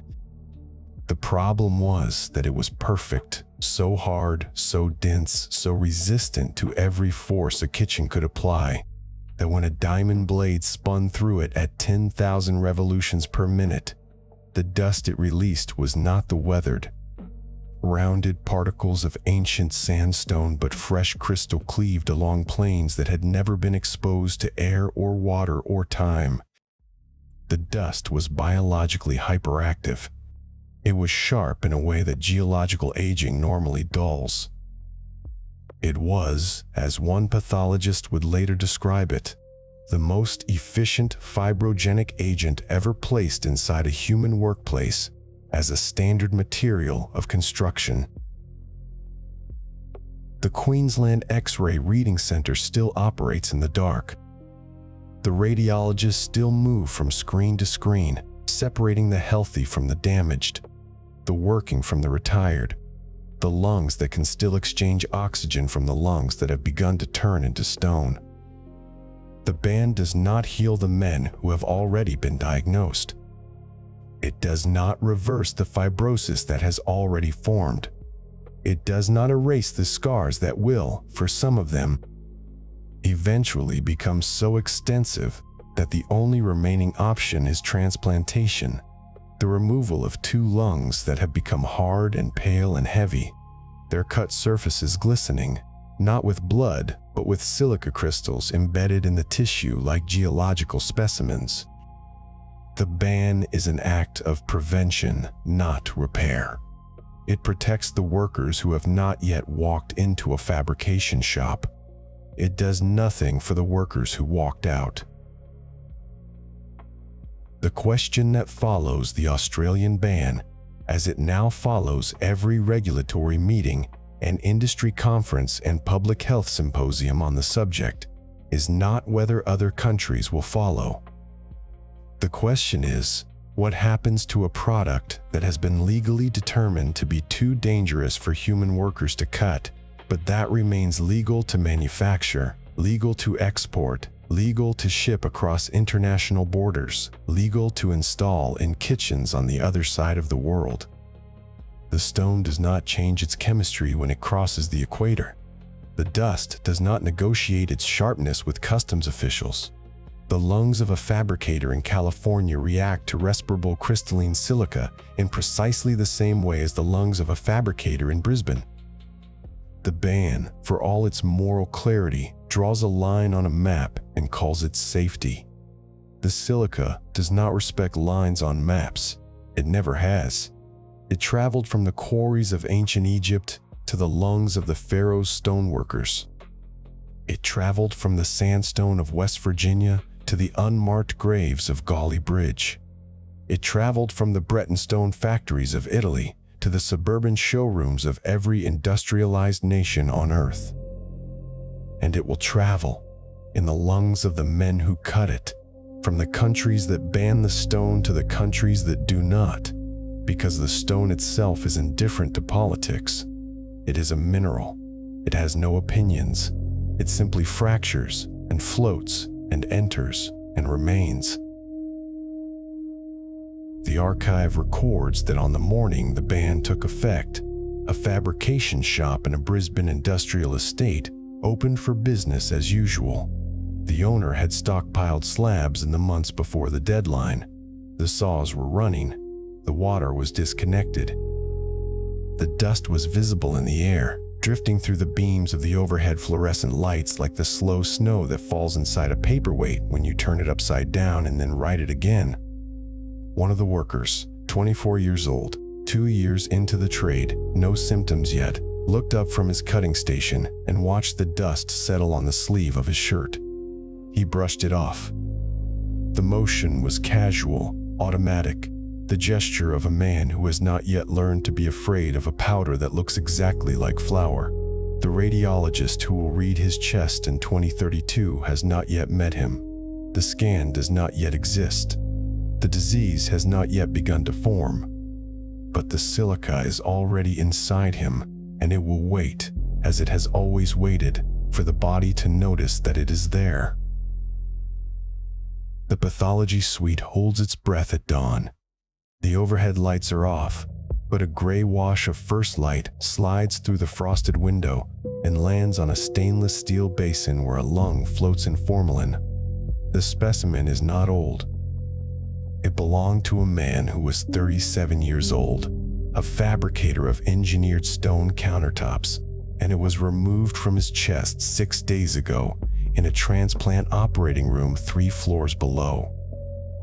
The pathologist who will examine it this morning has not yet arrived, but the lung has already begun to tell its story. It is dense, heavy, and rough to the eye. Its pleural surface is not the smooth, glistening membrane of healthy tissue, but a granular landscape that catches the light like the face of a fractured stone. When the pathologist arrives and presses a scalpel against the parenchyma, the blade will meet resistance that feels not like flesh but like the cut face of a quartz slab. The body, in its final accounting, has become indistinguishable from the material that destroyed it. This is not classical silicosis.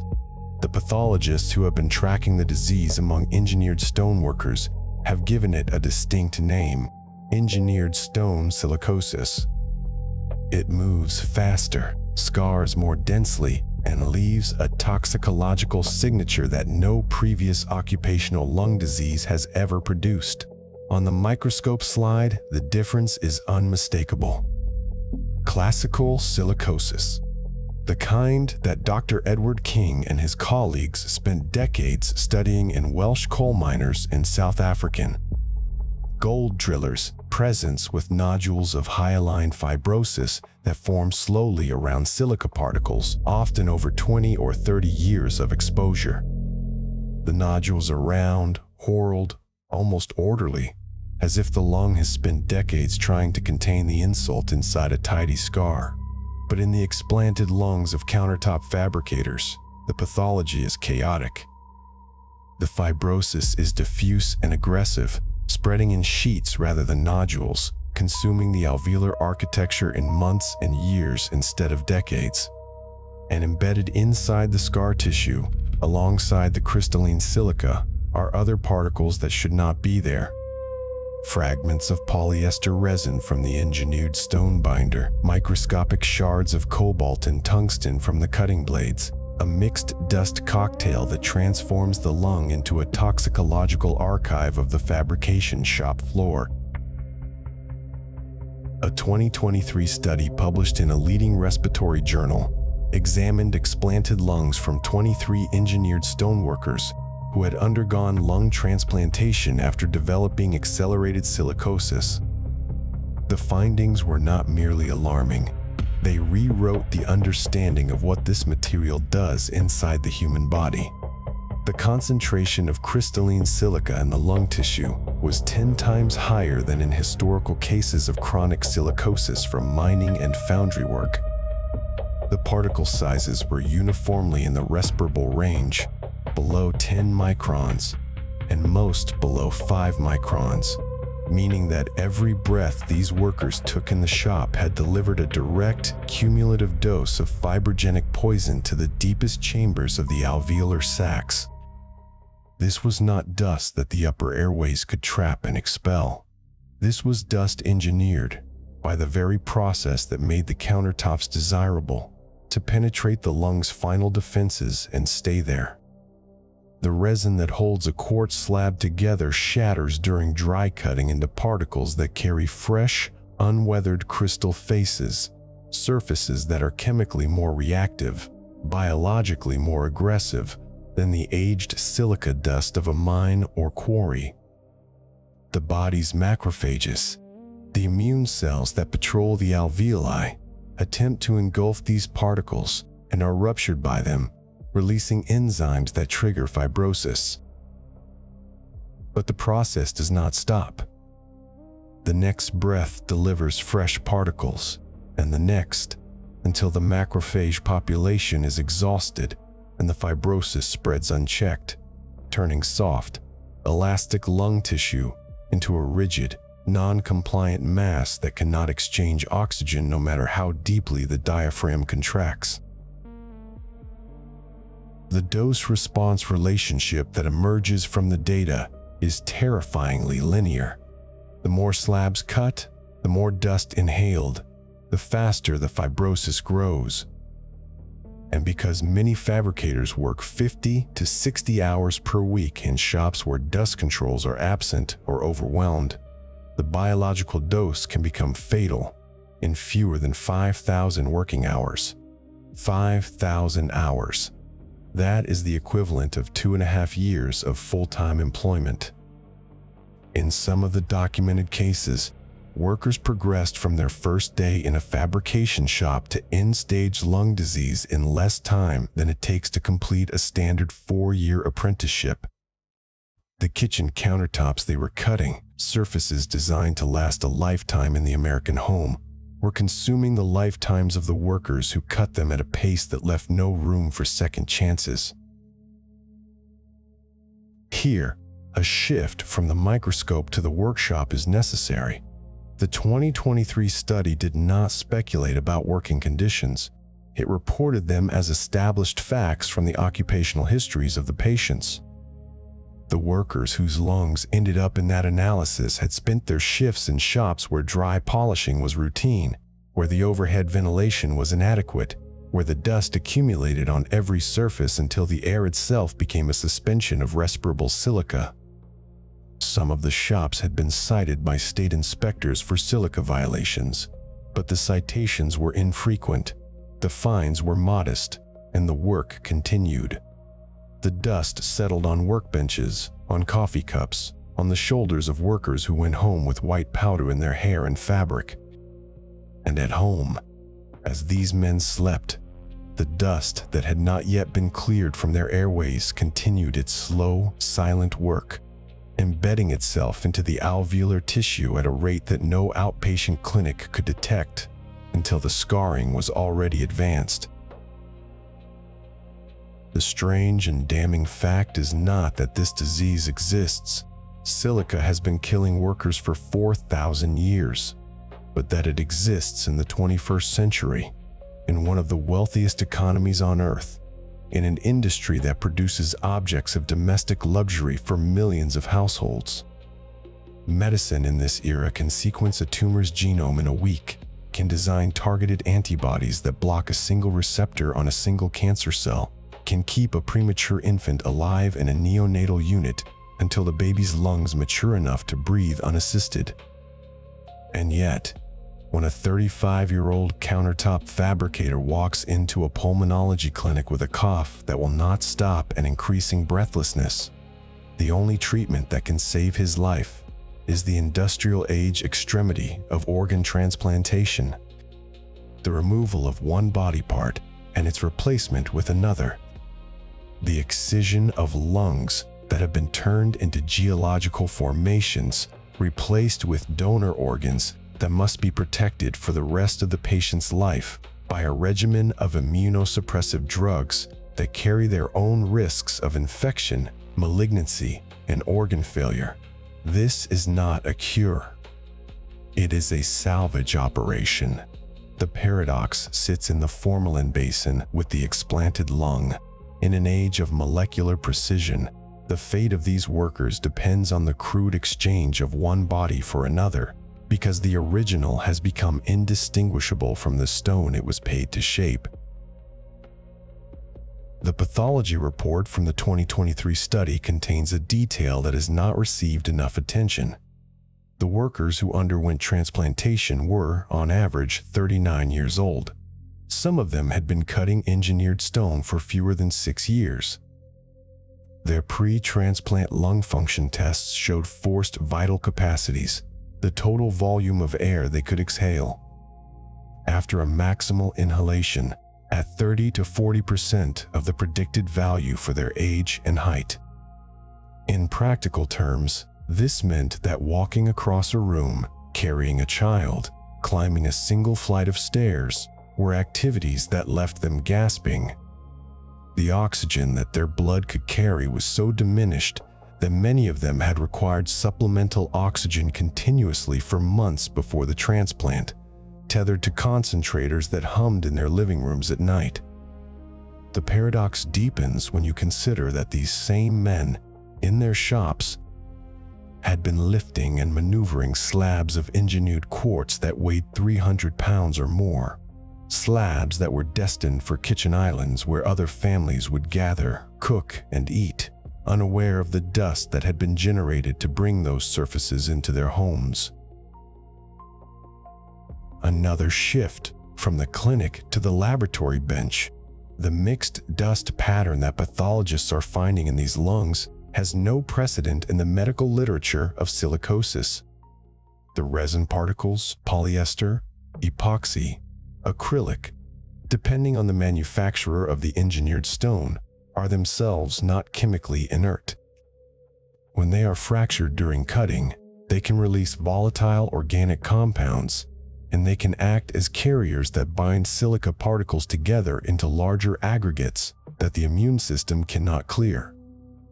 The metal fragments from the cutting blades, tungsten carbide, cobalt, sometimes diamond grit, add a further dimension of toxicity. Cobalt, in particular, is known to cause a form of interstitial lung disease on its own, and its presence alongside crystalline silica creates a compounding injury that accelerates the fibrosis beyond what either agent would cause alone. The lung tissue from these workers is a polytoxicological archive, a record of everything that entered the air in the shop, everything that was breathed, everything that the body could not expel. Each histological slide under the microscope is a ledger of exposure that no employer ever documented and no safety inspector ever saw. The question that haunts the study of these lungs is not how the disease works. The mechanism is understood, the pathology is clear, the dose-response curve is measurable, but why it was allowed to happen at all? Occupational medicine in the developed world believed it had all but eliminated advanced silicosis, at least outside of a few legacy industries with established health surveillance programs. The reemergence of the disease in a new, fast-moving form in a sector that did not exist 40 years ago. Among workers who are among the most invisible in the labor market is a failure that crosses every domain: regulation, industry practice, medical education, immigration policy, consumer awareness. The explanted lungs floating in formalin are not just specimens of a disease. They are material evidence of a systemic neglect that spans from the quartz mines of India and China, where the raw silica is extracted, to the Breton stone factories in Italy and Israel, where the slabs are formed, to the fabrication shops in Southern California and Texas and Florida, where the dust is released, to the transplant centers and county hospitals and community clinics, where the consequences finally, irreversibly, present themselves. The pathology suite at dawn holds more than a single lung. It holds an archive of the body's final argument, written in scar tissue and silica particles, stating what the patient himself may never have been told, that the material he worked with every day was not safe, that the dust he breathed was not harmless, that the cough he developed after 2 years was not a cold or an allergy or a minor irritation, but the first audible signal of a process that would, in time and without intervention, fill his lungs with stone.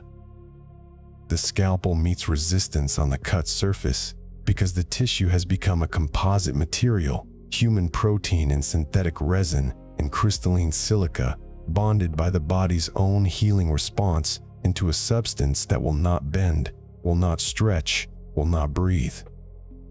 And the pathologist, recording the findings in a voice memo or a handwritten note, uses the clinical language that transforms a life into a case. Extensive bilateral fibrosis, honeycombing pattern, silica particles visible under polarized light, evidence of accelerated engineered stone silicosis. The words are precise, dispassionate, and accurate.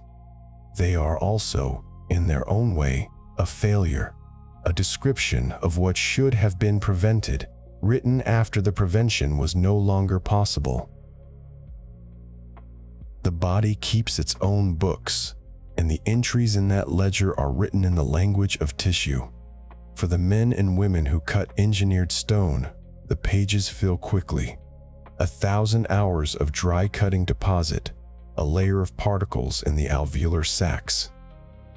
Another 1,000 hours trigger the first wave of macrophage rupture and cytokine release. Another 1,000 hours initiate the early stages of fibrosis, detectable on a high-resolution CT scan as faint ground glass opacities that the patient does not yet feel as breathlessness. By 4,000 hours, the fibrosis is established, the lung volumes are declining, and the cough that the patient had been ignoring now keeps him awake at night. By 5,000 hours, without transplantation, the lung function declines toward a point where the body can no longer sustain itself on the oxygen it can extract. The progression is not mysterious. It is not unpredictable. It is, on the contrary, a well-characterized biological response to a known toxin, unfolding on a schedule that varies between individuals but follows the same general curve. The mystery is not in the body. The body is merely doing what bodies do when they are filled with insoluble, sharp-edged crystals. The mystery is in the world that surrounds the body, the world that made the dust, the world that ignored the dust, the world that will, if the present patterns hold, continue to ignore the dust until the next wave of workers presents with the same end-stage disease sometime around 2030. The dawn light strengthens, moving from gray to pale yellow across the stainless steel basin. The formalin ripples slightly as the air conditioning cycles on. The lung specimen floats, suspended, its lobes distorted by scar tissue. Its cut surface open to the air for the first time since it was removed from the thoracic cavity of a man who is now breathing, with mechanical assistance and a cocktail of immunosuppressants, through a pair of donated lungs that are still soft, still pink, still elastic. The transplant was successful, the surgical team will have noted, and the patient is recovering in the intensive care unit. But the immune system is already beginning to recognize the foreign tissue, and the drugs that suppress it are themselves a slow poison, and the patient's future now depends on a delicate balance that must be maintained for the rest of his life. He has escaped the stone, but the stone has not released him. It has only traded its location from inside his own chest to inside a medical record, a pathology archive, and a growing body of evidence that will, perhaps, be enough to change the conditions that placed it there. While the American regulatory system continues its slow negotiations, while the industry trade groups issue updated voluntary guidelines, While the home renovation shows celebrate the beauty of quartz countertops, the pathology suite at dawn receives another specimen, and the archive opens another file. And the question that will not resolve itself asks, quietly and persistently, whether a kitchen island is worth the price that this particular body paid, and whether the body of evidence is finally heavy enough to tip the scale. The house at 3:10 a.m. does not sleep. It breathes in a measured rhythm, not the breath of the 5 people who are supposed to be inside it, but the mechanical sigh of the oxygen concentrator stationed next to the kitchen island. The machine's blue digital readout casts a pale glow across the polished quartz countertop, a surface so seamless that the numbers appear to float, like the luminous dial of a clock in a room where time has begun to move in the wrong direction. Next to the base of the machine sits a prescription bottle, its white cap unscrewed, and beside it, a ceramic coffee mug printed with the name of a middle school that one of the children attends. The quartz reflects all of it without judgment. The bottle, the machine, the mug, the dark window above the sink, because reflection is what engineered stone was designed to do. On the other side of the island, in a recliner that was moved into the kitchen 6 months ago because the stairs became impossible, a man named Miguel tries to match his breathing to the machine's cadence. His lungs, scarred by particles of the same mineral that supports his coffee mug, no longer inflate fully. The tissue that remains functional is stiff, riddled with nodules of dense hyaline fibrosis that radiology reports describe as a ground glass and reticular pattern consistent with accelerated silicosis. He is 41 years old. He cut quartz slabs for 3 years in a fabrication shop in the Inland Empire. He has not been able to work for 14 months. The oxygen line loops behind his ears and rests beneath his nose. And if you stood in the kitchen at this hour, you would hear 2 sounds, the concentrator's hum and the quieter, wetter sound of a man whose breath never reaches the bottom of his chest. The financial architecture of Silicosis does not announce itself in the shop. It arrives later, in the mail, in the form of explanation of benefits, statements that list procedures. The family insurance plan, when there was a plan, does not cover. The disease that begins with a microscopic crystal ends as a ledger. Miguel's family lost their health insurance 4 months after his diagnosis because the small fabrication company that employed him had no obligation to continue coverage once he could no longer perform his job, and the protections of the Family and Medical Leave Act expire after 12 weeks. His wife, Elena, now works a full-time shift at a warehouse distribution center and a weekend shift at a commercial laundry, and the combined income is still $1,700 short of what the household required before the concentrator arrived. The math is simple and cruel. A man who once earned $42,000 a year cutting stone is now a man whose monthly oxygen bill alone exceeds what the state disability program pays. And that is before the pulmonary rehabilitation, the specialist co-pays, the immunosuppressants prescribed off-label because no drug exists to reverse silica fibrosis, the travel to the transplant evaluation center 200 miles away, and the mortgage on a house that was bought in 2022 on the assumption that a fabricator's wages would continue for another 2 decades. What happens in the kitchen at 3:10 a.m. is not visible in the showroom where the countertop was purchased. The showroom belongs to a different economy of surfaces: warm lighting, sample chips arranged by color family, the quiet salesmanship of non-porous, heat-resistant, stain-proof. The slab that Miguel cut and polished, the one that now gleams under the concentrator's glow in a stranger's kitchen 200 miles north, was sold for something close to $4,000, including fabrication and installation. The shop where he cut it paid him by the piece. And on a 60-hour week, he could finish enough slabs to earn $800 before taxes, but only if he worked fast and only if the water suppression system was running, which it often was not because the pump slowed the cutting speed and the owner believed that dry polishing was the way everyone does it. Miguel does not know where that particular slab ended up. He knows only that the product of his labor, the white cascade of ground quartz and resin that rose from the blade and settled in the deepest branches of his bronchial tree, was installed in a home that he will never see, for a family whose name he will never learn. Who will prepare meals on a surface that reflects light as perfectly as the day it was cut? The paradox of the situation is not a metaphor, it is a map.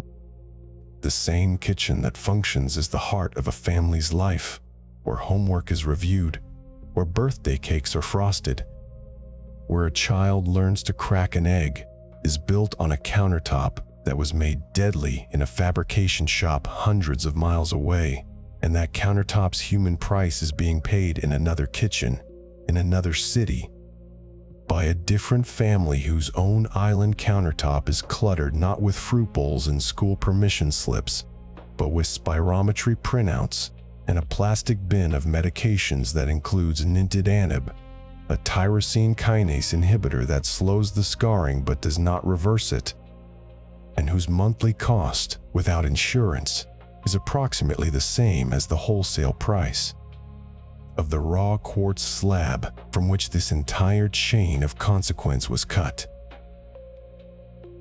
The legal system into which Miguel's family has been drawn is a structure that was shaped over decades to manage the consequences of acute injury, a fall from scaffolding, a severed finger, a crushed hand, not the slow accumulation of mineral crystals that announce themselves years after the exposure ends. Workers' compensation in California, like its counterparts in Texas and most other states, requires proof that a disease arose out of and in the course of employment. For a traumatic injury, the proof is immediate: the accident report, the ambulance record, the emergency room intake form. For silicosis, the proof must be assembled retroactively from employment records that small shops do not keep, from air monitoring data that was never collected, from the testimony of coworkers who have scattered to other jobs and other states, from the medical consensus of pulmonologists who must state, in language that will survive a deposition, that a man's lungs were destroyed not by the silica that naturally occurs in ordinary dust, but by a specific concentration from a specific shop during a specific period. The fabrication company's response, according to legal filings reviewed by WorkSafe in 2023, is predictable. The claimant had a pre-existing condition. The claimant smoked. The claimant worked somewhere else first. The claimant's exposure was not above the permissible limit. The claimant's disease is idiopathic. The claimant's disease is his own fault. The 2023 WorkSafe report found that 70% of silica-related lawsuits filed in California involved workers who had been employed by their fabrication shop for 3 years or fewer. That number is not a statistic about the latency of the disease. It is a measure of how quickly a family can be dismantled.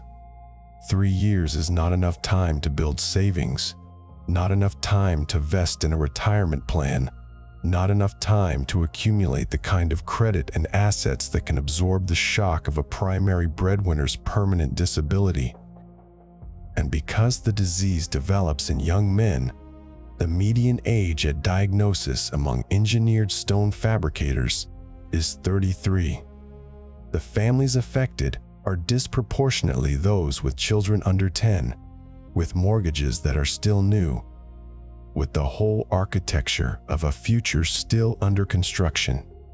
When the income stops, the architecture collapses inward, and the family falls into the medium between Medicaid eligibility and the private market, a zone where the oxygen concentrator is rented month to month, where the transplant evaluation requires proof of insurance that does not exist, and where the wife begins to receive notices from the bank in envelopes she does not open until the children are asleep. The social workers who navigate this terrain describe a recurring pattern. The family does not know they may be eligible for workers' compensation. The primary care clinic does not know to ask about the patient's occupation. The pulmonologist diagnoses silicosis, but does not file a report with the state occupational health agency because there is no national requirement to do so. The legal aid clinic is understaffed, and the intake form does not include a checkbox for worked with artificial stone. By the time a lawyer is retained, the exposure shop may have changed its name, dissolved its corporate registration, or simply disappeared into the vast informal economy of small contractor fabrication. Where tools are leased, labor is paid in cash, and the owner's name appears on no payroll records. The system is not broken in the way a glass breaks, suddenly, visibly, with an identifiable cause. It is broken in the way a lung scars, gradually, fiber by fiber, until the passage that was supposed to be open is closed, and nothing can pass through it except a memory of what air used to feel like. Elena has learned to navigate this system by becoming an archivist of her own disaster. A plastic filing box sits on the floor next to the concentrator.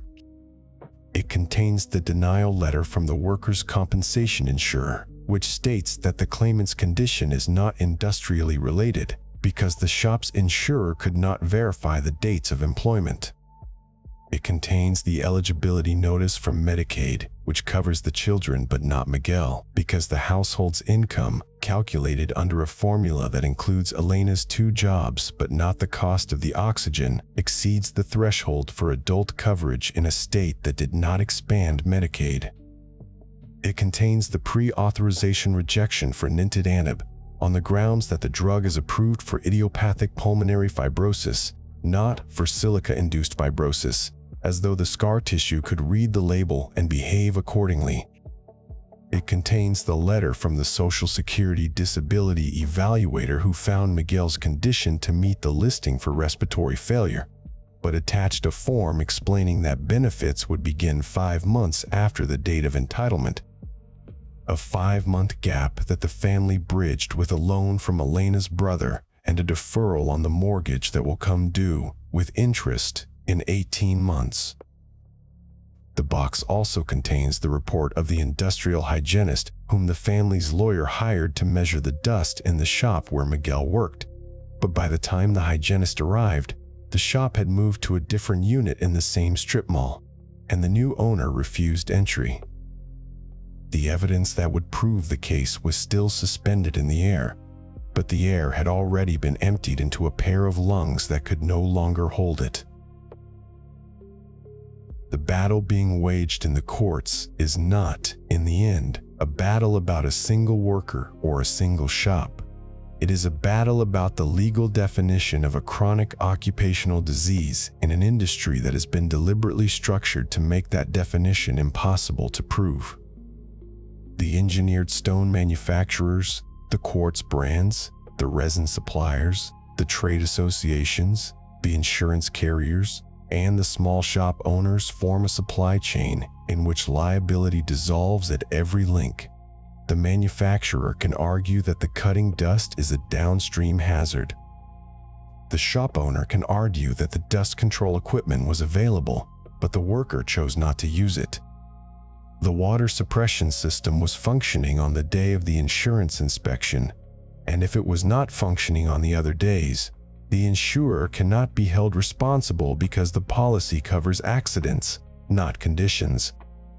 And the worker, whose body is itself the only reliable air quality monitor, carries the proof of exposure in a matrix of scar protein that is slowly consolidating, lobe by lobe, into a mass that a pathologist will one day describe as having the consistency of stone. At 4:45 a.m., Elena wakes. She has 45 minutes before her warehouse shift begins. She checks the concentrator's flow rate, records the number on a log sheet that the pulmonologist's office requires, and notices that the quartz countertop is smudged with the fine white residue of a nebulizer treatment that Miguel administered during the night. She wipes the surface with a damp cloth, and for a moment the stone is perfect again, its gray veins untroubled by any sign of the human labor that surrounds it. In the showroom, that is still closed at this hour, the identical slab is indistinguishable from the one she is cleaning. Identical in polish, identical in density, identical in the percentage of crystalline silica that the manufacturer's safety data sheet lists without commentary, as though a concentration of 90 to 95% were merely a technical specification, not a diagnosis code waiting to be entered. The strange part is not that this tragedy repeats a pattern from the asbestos era. The strange part is that the pattern is more precise than history usually permits. The victims are the most vulnerable workers in the labor market. Immigrants, non-unionized, paid by the piece, employed in small shops where the enforcement of health regulations depends on a state inspection apparatus that has been systematically underfunded for 20 years. The hazard is a material whose danger was scientifically established decades before the material entered residential construction. The regulatory response is a silica rule that took 42 years to adopt, that lowered the permissible limit to a level still above what NIOSH recommended, and that is now being enforced at a citation rate that makes the rule, in the shops where the dust is thickest, a document with the practical weight of a warranty card. And the families are expected to absorb the consequences with the same private grace that society has always assigned to the kin of industrial casualties. They are the shock absorbers. They are the last insurance policy. They are the reason that a man can still be sitting in a kitchen recliner at midnight, connected to a machine that costs less than the slab he used to cut, while his wife wipes a countertop that will outlast them both. And while the legal system that might assign a dollar value to his breathing moves at a speed that is measured not in months, but in the number of pulmonary function tests, a man can fail before his lungs become too stiff to exhale into the machine. The archive does not hold a prescription for what happens next. It holds only the record of what has already happened, and the record shows that by the time a family is sitting in a kitchen at 3:10 a.m., waiting for a lung transplant that may or may not come, the question of prevention has already been answered in the negative. What remains is the question of accounting. Who will pay for the damage, and in what currency? The answer is being written right now in the cloud of white dust that still fills a fabrication shop in a suburban strip mall, where a new worker is cutting a new slab for a new kitchen that will be installed next week, and in the legal filings that accumulate in a plastic box beside an oxygen concentrator, and in the breath that a man draws just before the machine cycles on, a breath that carries, still, the faint mineral taste of the stone he cannot stop shaping. The nozzle hangs above a dry steel basin in the corner of a fabrication shop in Riverside, California, at 3:10 a.m. The building is empty, the overhead fluorescence switched off, but a security light near the breaker panel casts enough pale orange to make the scene legible. The water line that should feed this station has been disconnected, not broken, not waiting on a part. but deliberately uncoupled at the brass fitting. The valve is closed. The drain grate is dusted with a fine white powder that has not been dampened in months. Beneath the idle blade guard, a perfect cone of quartz dust has accumulated on the concrete floor. Its slope angle exactly what you would expect from a single dry cut on a slab of engineered stone. The particles so fine they shift in the faintest current of air from the ventilation duct. The cone is almost beautiful in its geometry.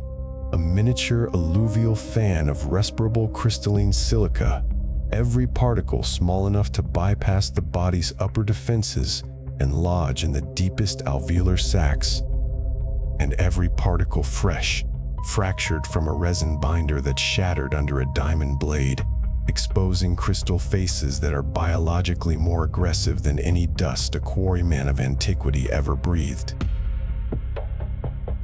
The technology that would have prevented that cone from forming is not complicated. It is not expensive.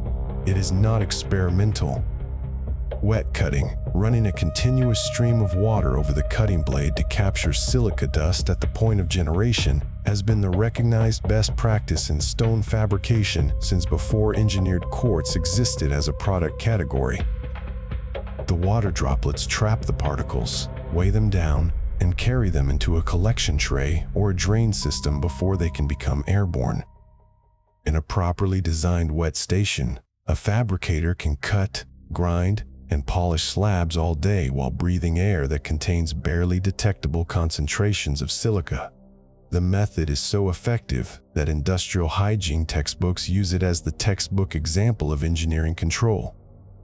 Remove the hazard at its source, and you do not have to rely on respirators that workers might not wear, or on air monitoring systems that shops might not maintain, or on the hope that a pair of lungs will somehow survive 5,000 hours of cumulative exposure. The water does the work. The water is the difference between a career and a death sentence.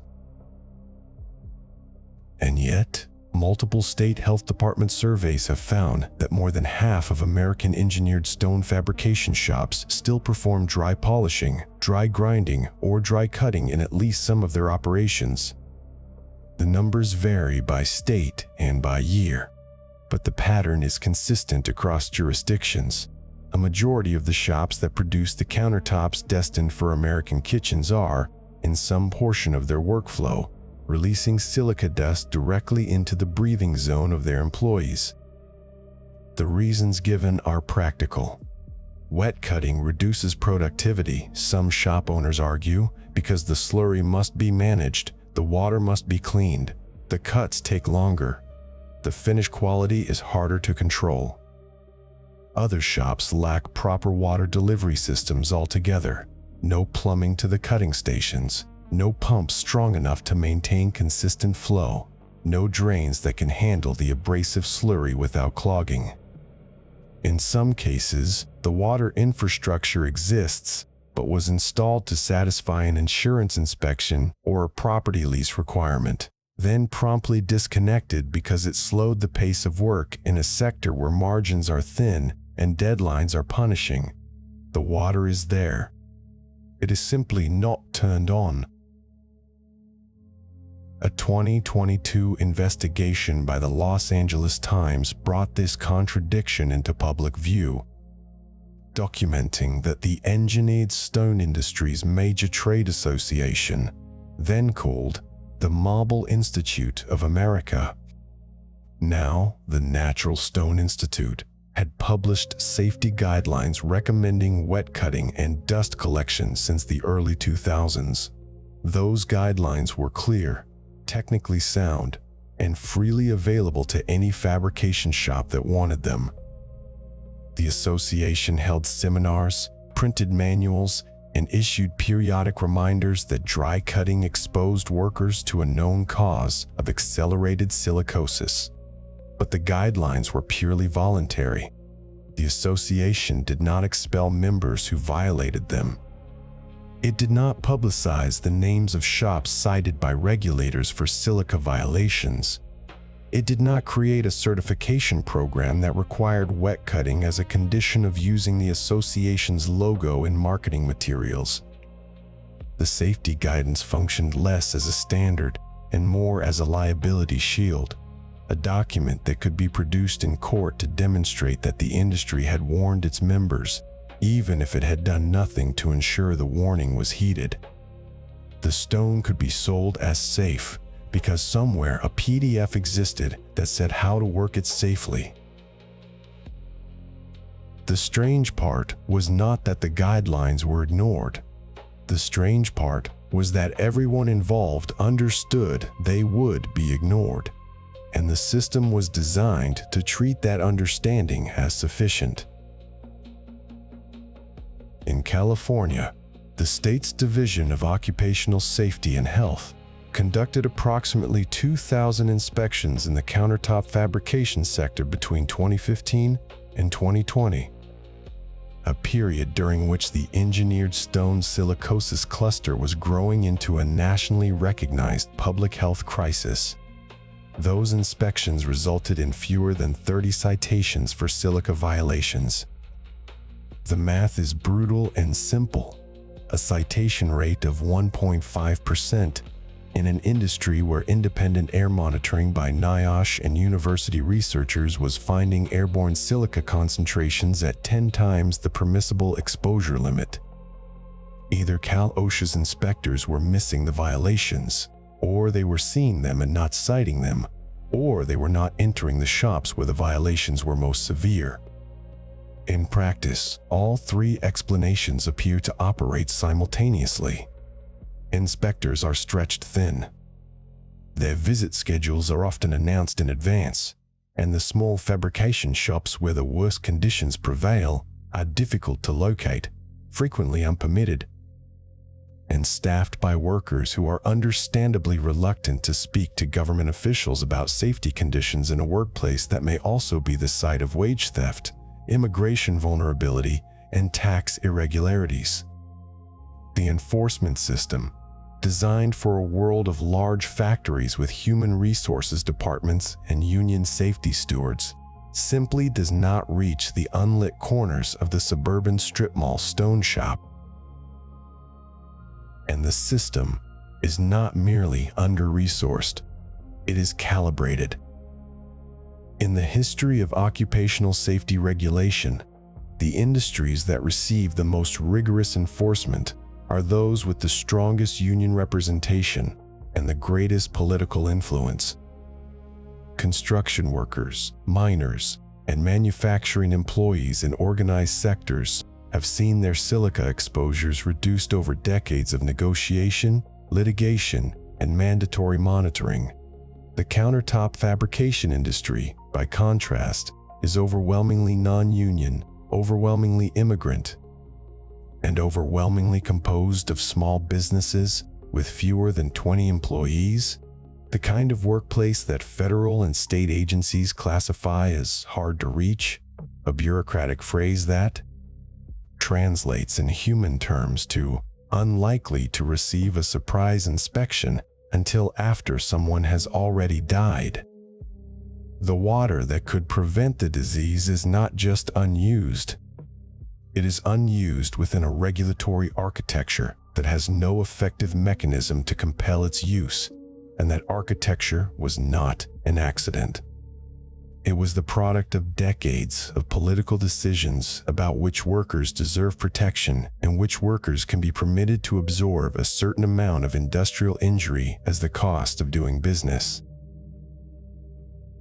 The paradox sits in the room like the dust itself, invisible while it does its work, undeniable once the damage is visible. The water that could prevent silicosis is available, affordable, and well documented in its effectiveness.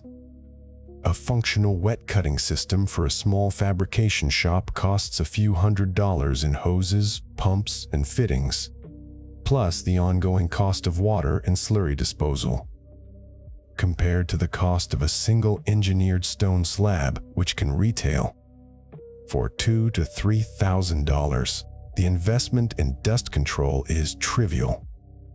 Compared to the cost of a lung transplant, which can exceed $1 million in the first year, paid by Medicaid, by insurance pools, by charitable fundraising.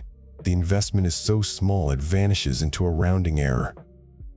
And yet, in thousands of shops across the country, the water remains off, the dust remains airborne, and the young men who cut the slabs remain on a trajectory toward a disease that has no cure, only a long waiting list for organs that will not come in time. The market has weighed the cost of a hose against the cost of a dead worker, and the market has consistently chosen the dead worker, not because anyone wrote that choice into a ledger, but because the ledger does not include the worker's lungs as a line item. The clinical literature now recognizes a distinct pathological entity called engineered stone silicosis, characterized by a density of silica nodules and a speed of progression that pathologists had never seen in the long history of occupational lung disease. A 2023 study of explanted lungs from Countertop workers who received transplants found crystalline silica concentrations 10 times higher than in historical cases of chronic silicosis from mining. These lungs, removed from the chests of men in their 30s and 40s, had become so stiff with fibrotic scar that surgeons described them as difficult to excise, not because of surgical complexity, but because the tissue resisted the scalpel with a grit that dulled the blade. The lungs felt, one pathologist noted privately, like cutting through a slab of the very material that had destroyed them. And the dust that produced those lungs was generated in shops where, in many cases, the water line sat disconnected within arm's reach of the cutting station. The Los Angeles Times investigation documented something else that lingers in the silence of the shop at 3:10 a.m. The trade association's guidelines were not only voluntary, they were promoted in marketing materials that emphasized the safety of engineered stone as a product category. The message to consumers was that quartz countertops were hygienic, non-porous, resistant to bacteria, and perfectly safe for food preparation, all true, all accurate, all irrelevant to the question of what happened to the men who cut them.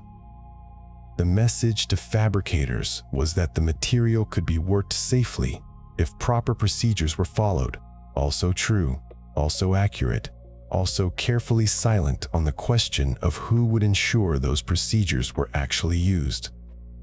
The gap between the two messages was the gap where the dust lived, and the industry's legal strategy, as it had been for decades, was to keep that gap wide enough that liability could not cross it.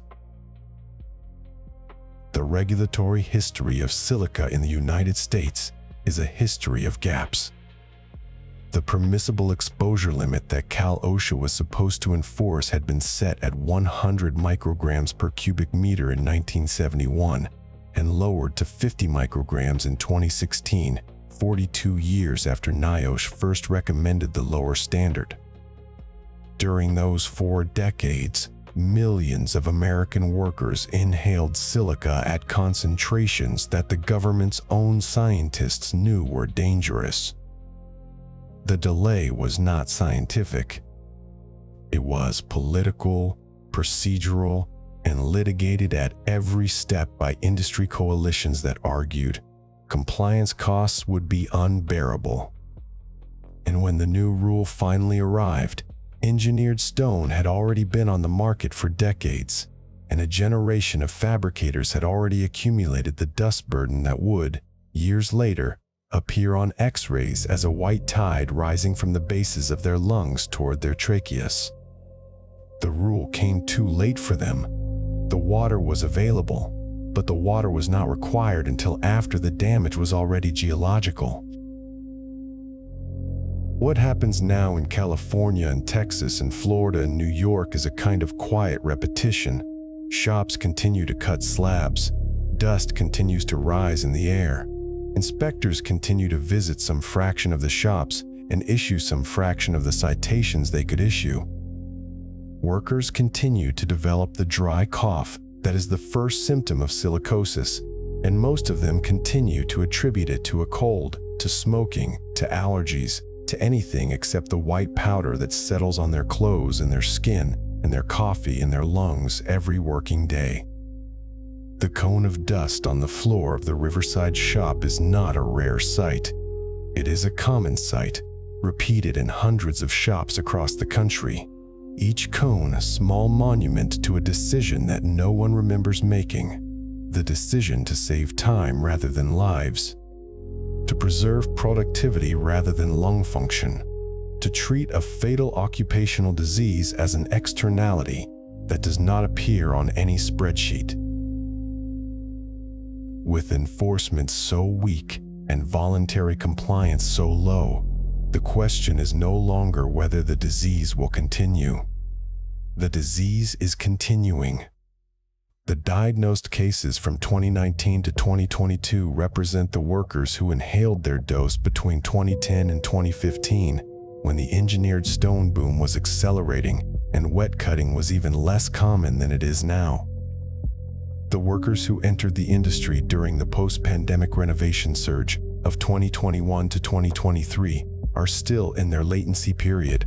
Their lungs may still be carrying the dust in a subclinical phase, the silica particles silently puncturing macrophages, the fibroblasts slowly laying down scar protein in a pattern that will not become visible on a chest X-ray for another 5 to 10 years. They are breathing now. They do not yet know what they have already inhaled. The water was available during every shift they worked, and in many of those shifts, it was not used.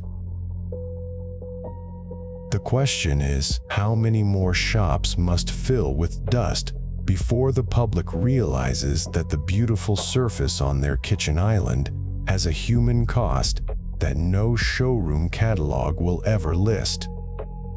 The catalog shows the polished slab, the waterfall edge, the seamless joint, the reflection of recessed lighting on a surface so smooth it looks wet.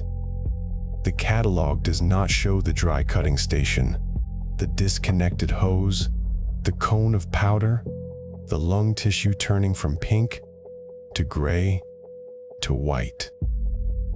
The catalog does not show the night shift worker in his 30s, sitting in his car after his shift, coughing into his fist and noticing for the first time that the cough is not getting better, that it has been weeks, that his chest feels tight in a way he cannot describe and does not want to describe, because describing it would mean missing work, and missing work means missing rent. And missing rent means losing the apartment where his children sleep beneath a roof that his hands built from stone that is now building something else inside him. The catalog shows the kitchen. The kitchen is silent. The kitchen is perfect. The kitchen does not know what it cost. The wet cutting station in Riverside will still be disconnected when the sun rises. The first shift will arrive, and they will begin their cuts, and the dust will rise, and the cone on the floor will grow a little taller, and somewhere in the darkened archive of occupational medicine, a file will thicken by a few more diagnostic images of lungs that no amount of water can now restore. The water is still there, waiting in the pipes, held back by a closed valve that no law requires to be open, no inspection is likely to find, and no market incentive exists to turn. The water knows what it could do. The dust knows what it is doing. And between them, in the shop's stale air, the unremarked arithmetic of profit and breath continues its silent, patient, and entirely predictable work. The shop is not open yet. The concrete floor shows no stains, no footprints, no powder.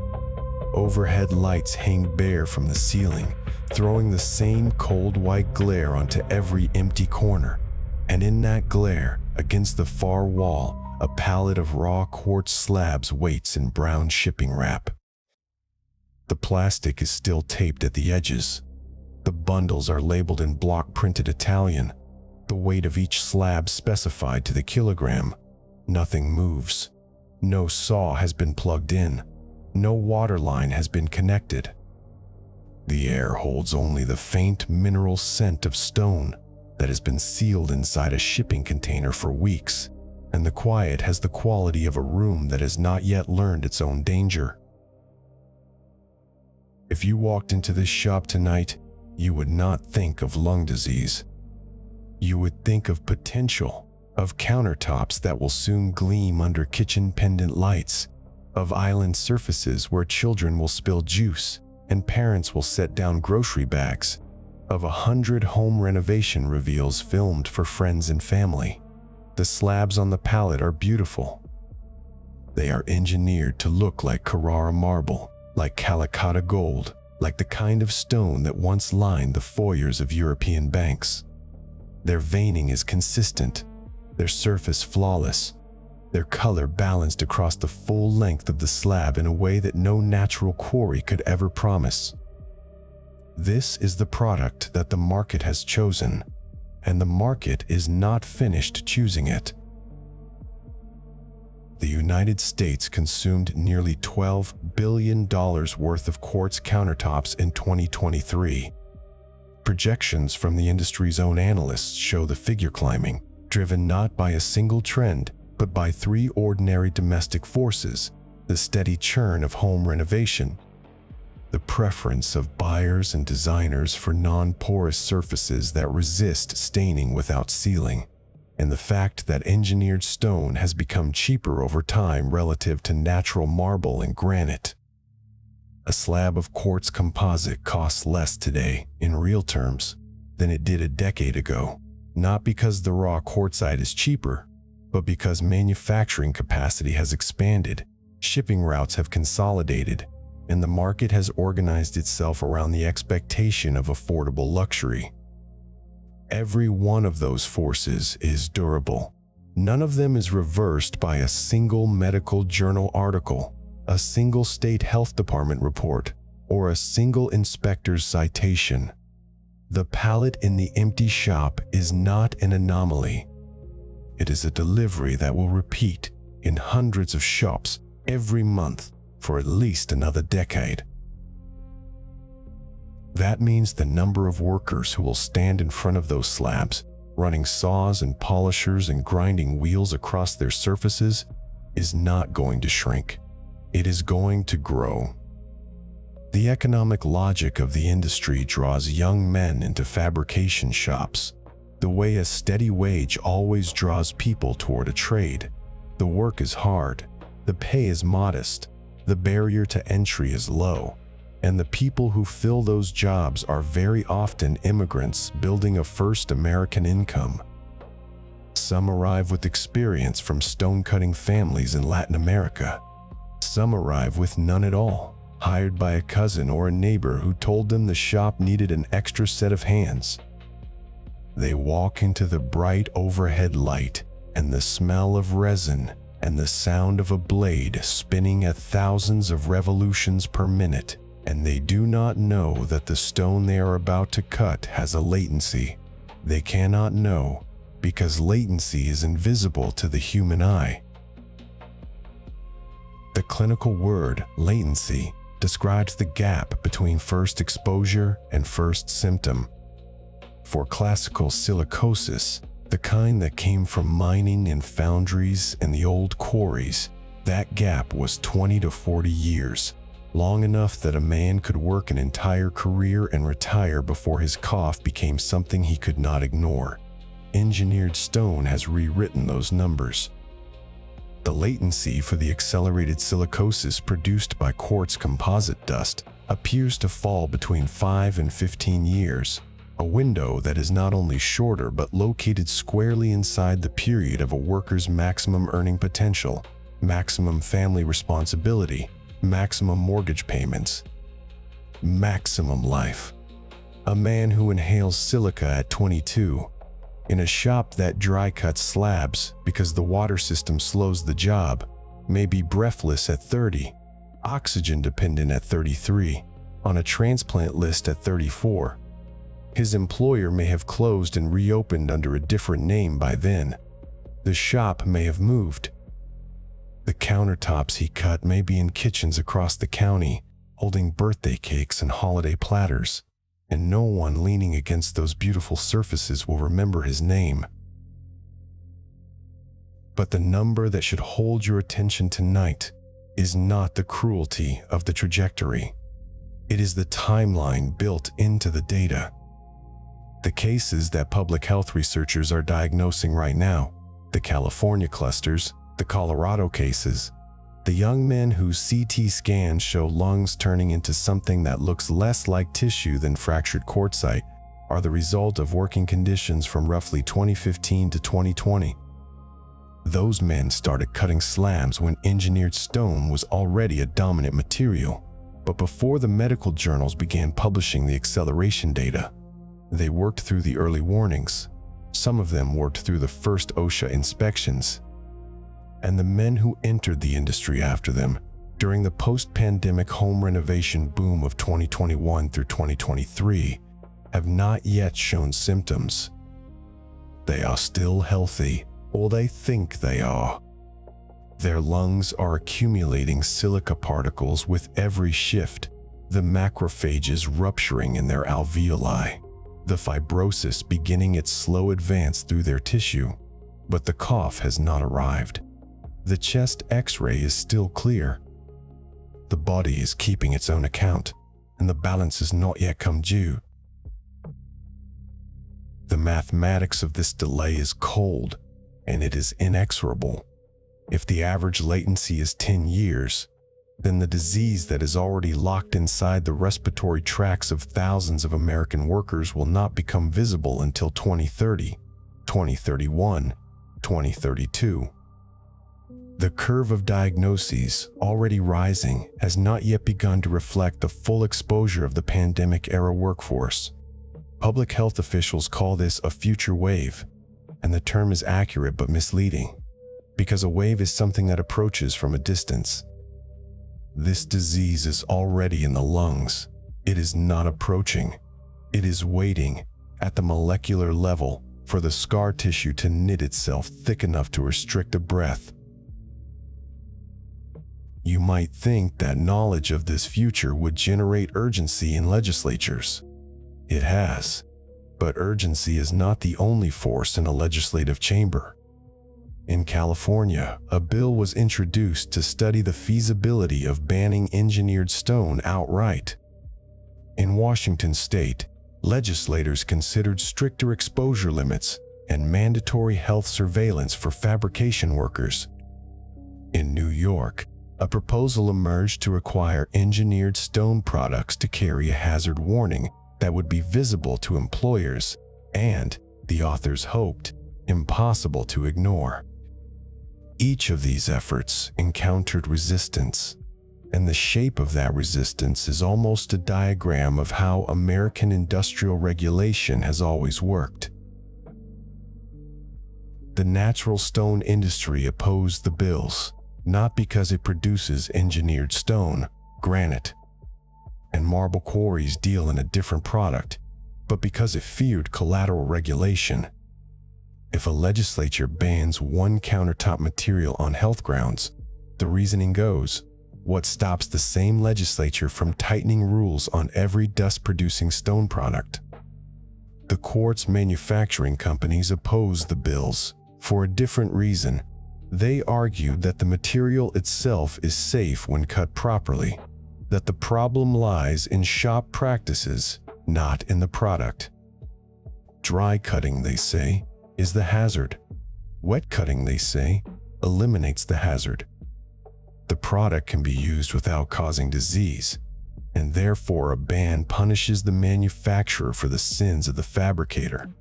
And organized labor, which should in theory be the counterweight to industry pressure, found itself in an uncomfortable position. Unions that represent workers in the countertop sector worry about job losses without guaranteed retraining for displaced fabricators. A ban, they argue, protects future workers from silica, but throws current workers out of employment into an economy that has never been generous to men with heavy trade skills and no college degrees.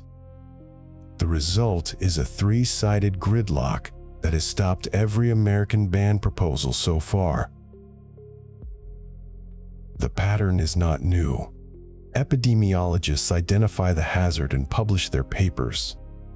Industry representatives deny that the material is inherently dangerous, insist that improved safety practices are sufficient, and warn that regulation will destroy businesses and jobs. Legislators hold hearings. Regulators issue revised exposure limits, sometimes decades after their own scientists recommended them. Lawsuits begin. Families start to win judgments. The cost of compensation begins to exceed the cost of prevention. And eventually, years after the first preventable death, a jurisdiction somewhere enacts a partial ban. This is the history of asbestos in the 20th century. It is the history of lead paint. It is the history of benzene, of vinyl chloride, of every occupational carcinogen whose danger was known before the law was ready to act. And now, it is the history of engineered stone, with one difference that makes the whole pattern feel obscene in a new way.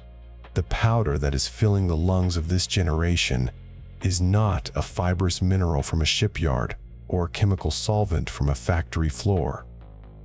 It is a kitchen product sold at Home Depot, displayed in showrooms next to faucets and cabinet samples, priced by the square foot in a brochure that shows a family eating dinner around an island.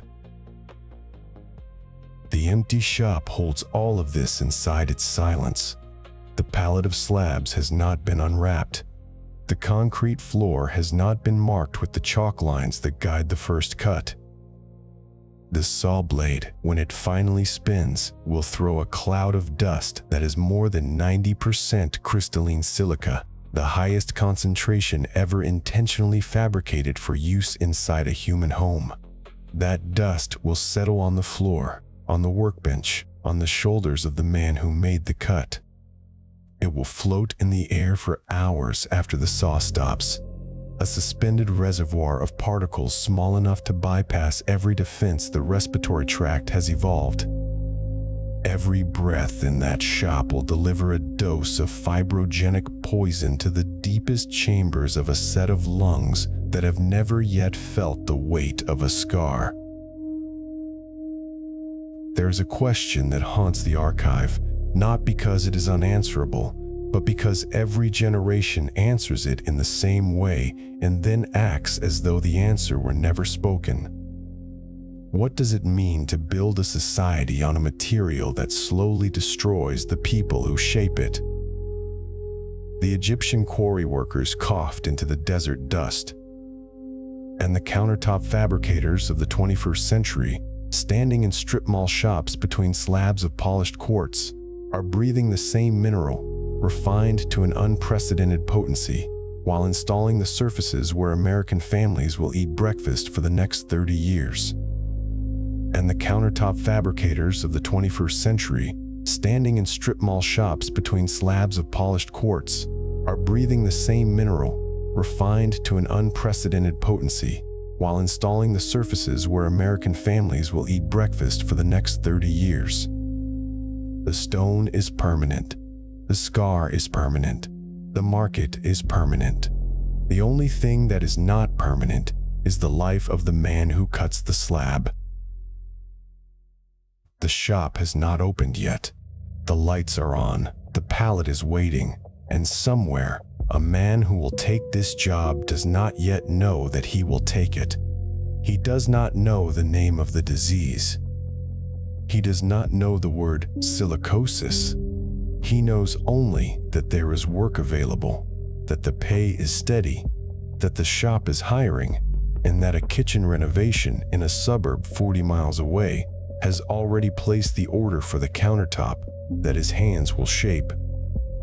The stone has not yet fallen. It will. The archive room is not large.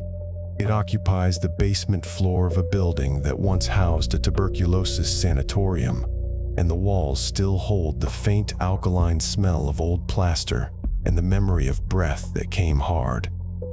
The light is the color of weak tea, filtered through frosted glass that has been there since the Roosevelt administration. There are no windows to the outside world. There are only cabinets, rows of flat steel drawers, each one labeled with a name, a date, a case number, and the name of a disease that most medical students in the 21st century never expect to see outside a textbook. Inside each drawer, a glass slide waits in its own slot, thin as a pressed flower.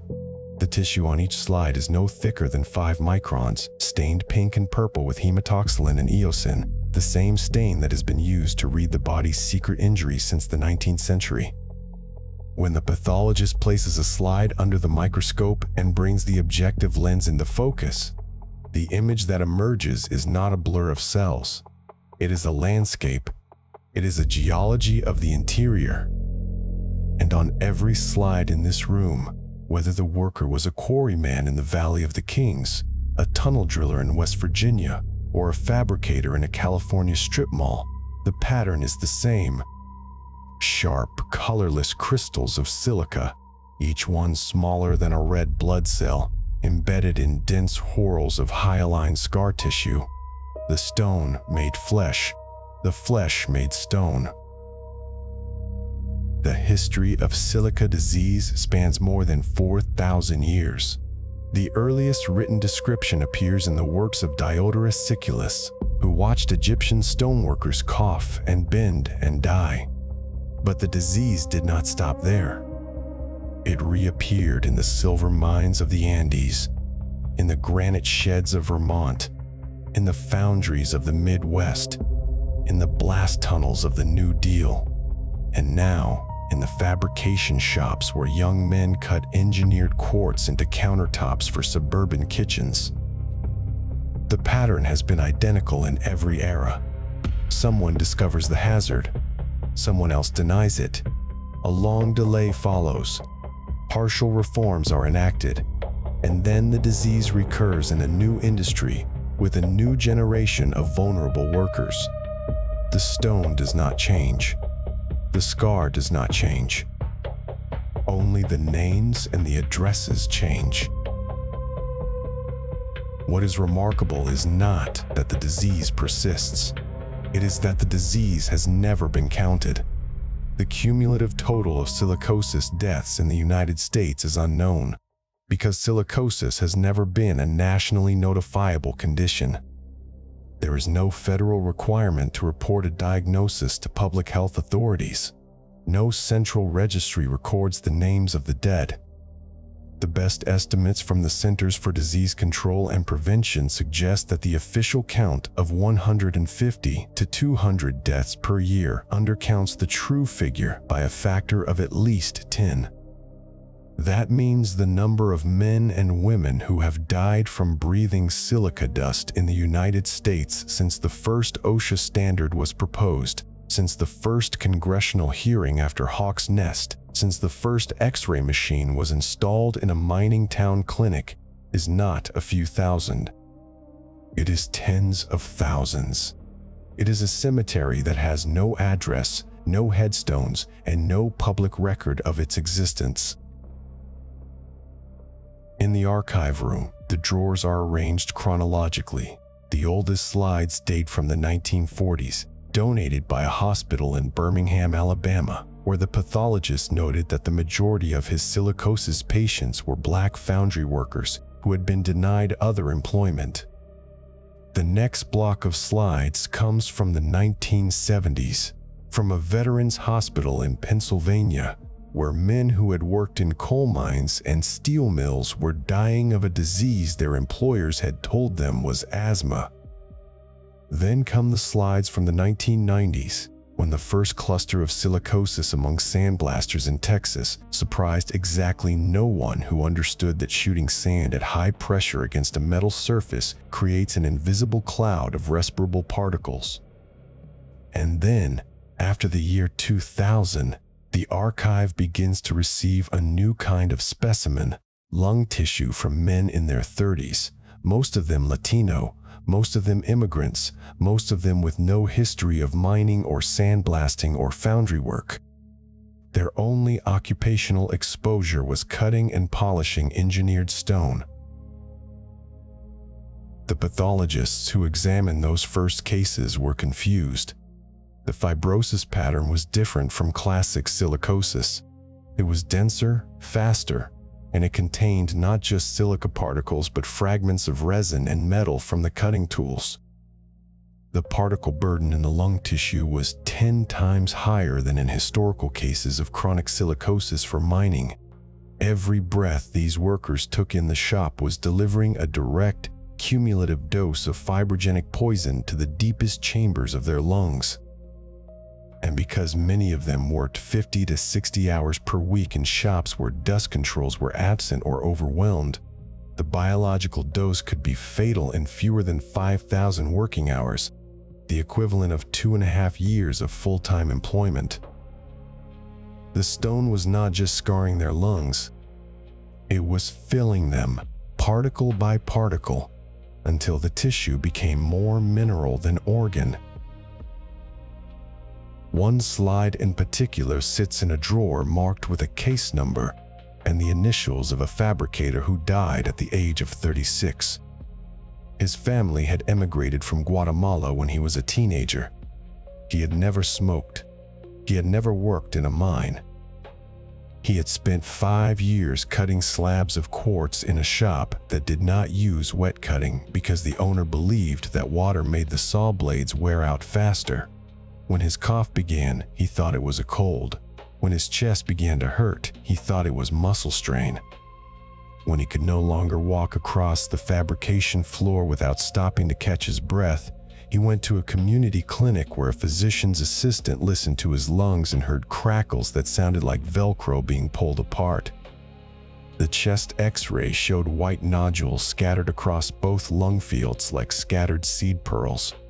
By the time he was diagnosed, his lung function had fallen below 40% of normal. He was placed on the transplant list. He died waiting for a donor. The legacy of engineered stone may be the same as the legacy of every other industrial lung hazard, a generation of workers who will carry the stone inside them in the form of a scar that never heals, a cough that never stops, and a breath that never comes as easily as it did before. They walked into a fabrication shop for the first time. But there is a difference this time, and the difference lies in the material itself. Engineered quartz is not a natural stone that humans have worked for millennia. It is a manufactured product, invented in Italy in the 1980s, made by grinding raw quartzite into a powder and binding it with resin under vacuum compression. The result is a slab that is 90 to 95% crystalline silica, the highest concentration of respirable silica ever intentionally produced for human use.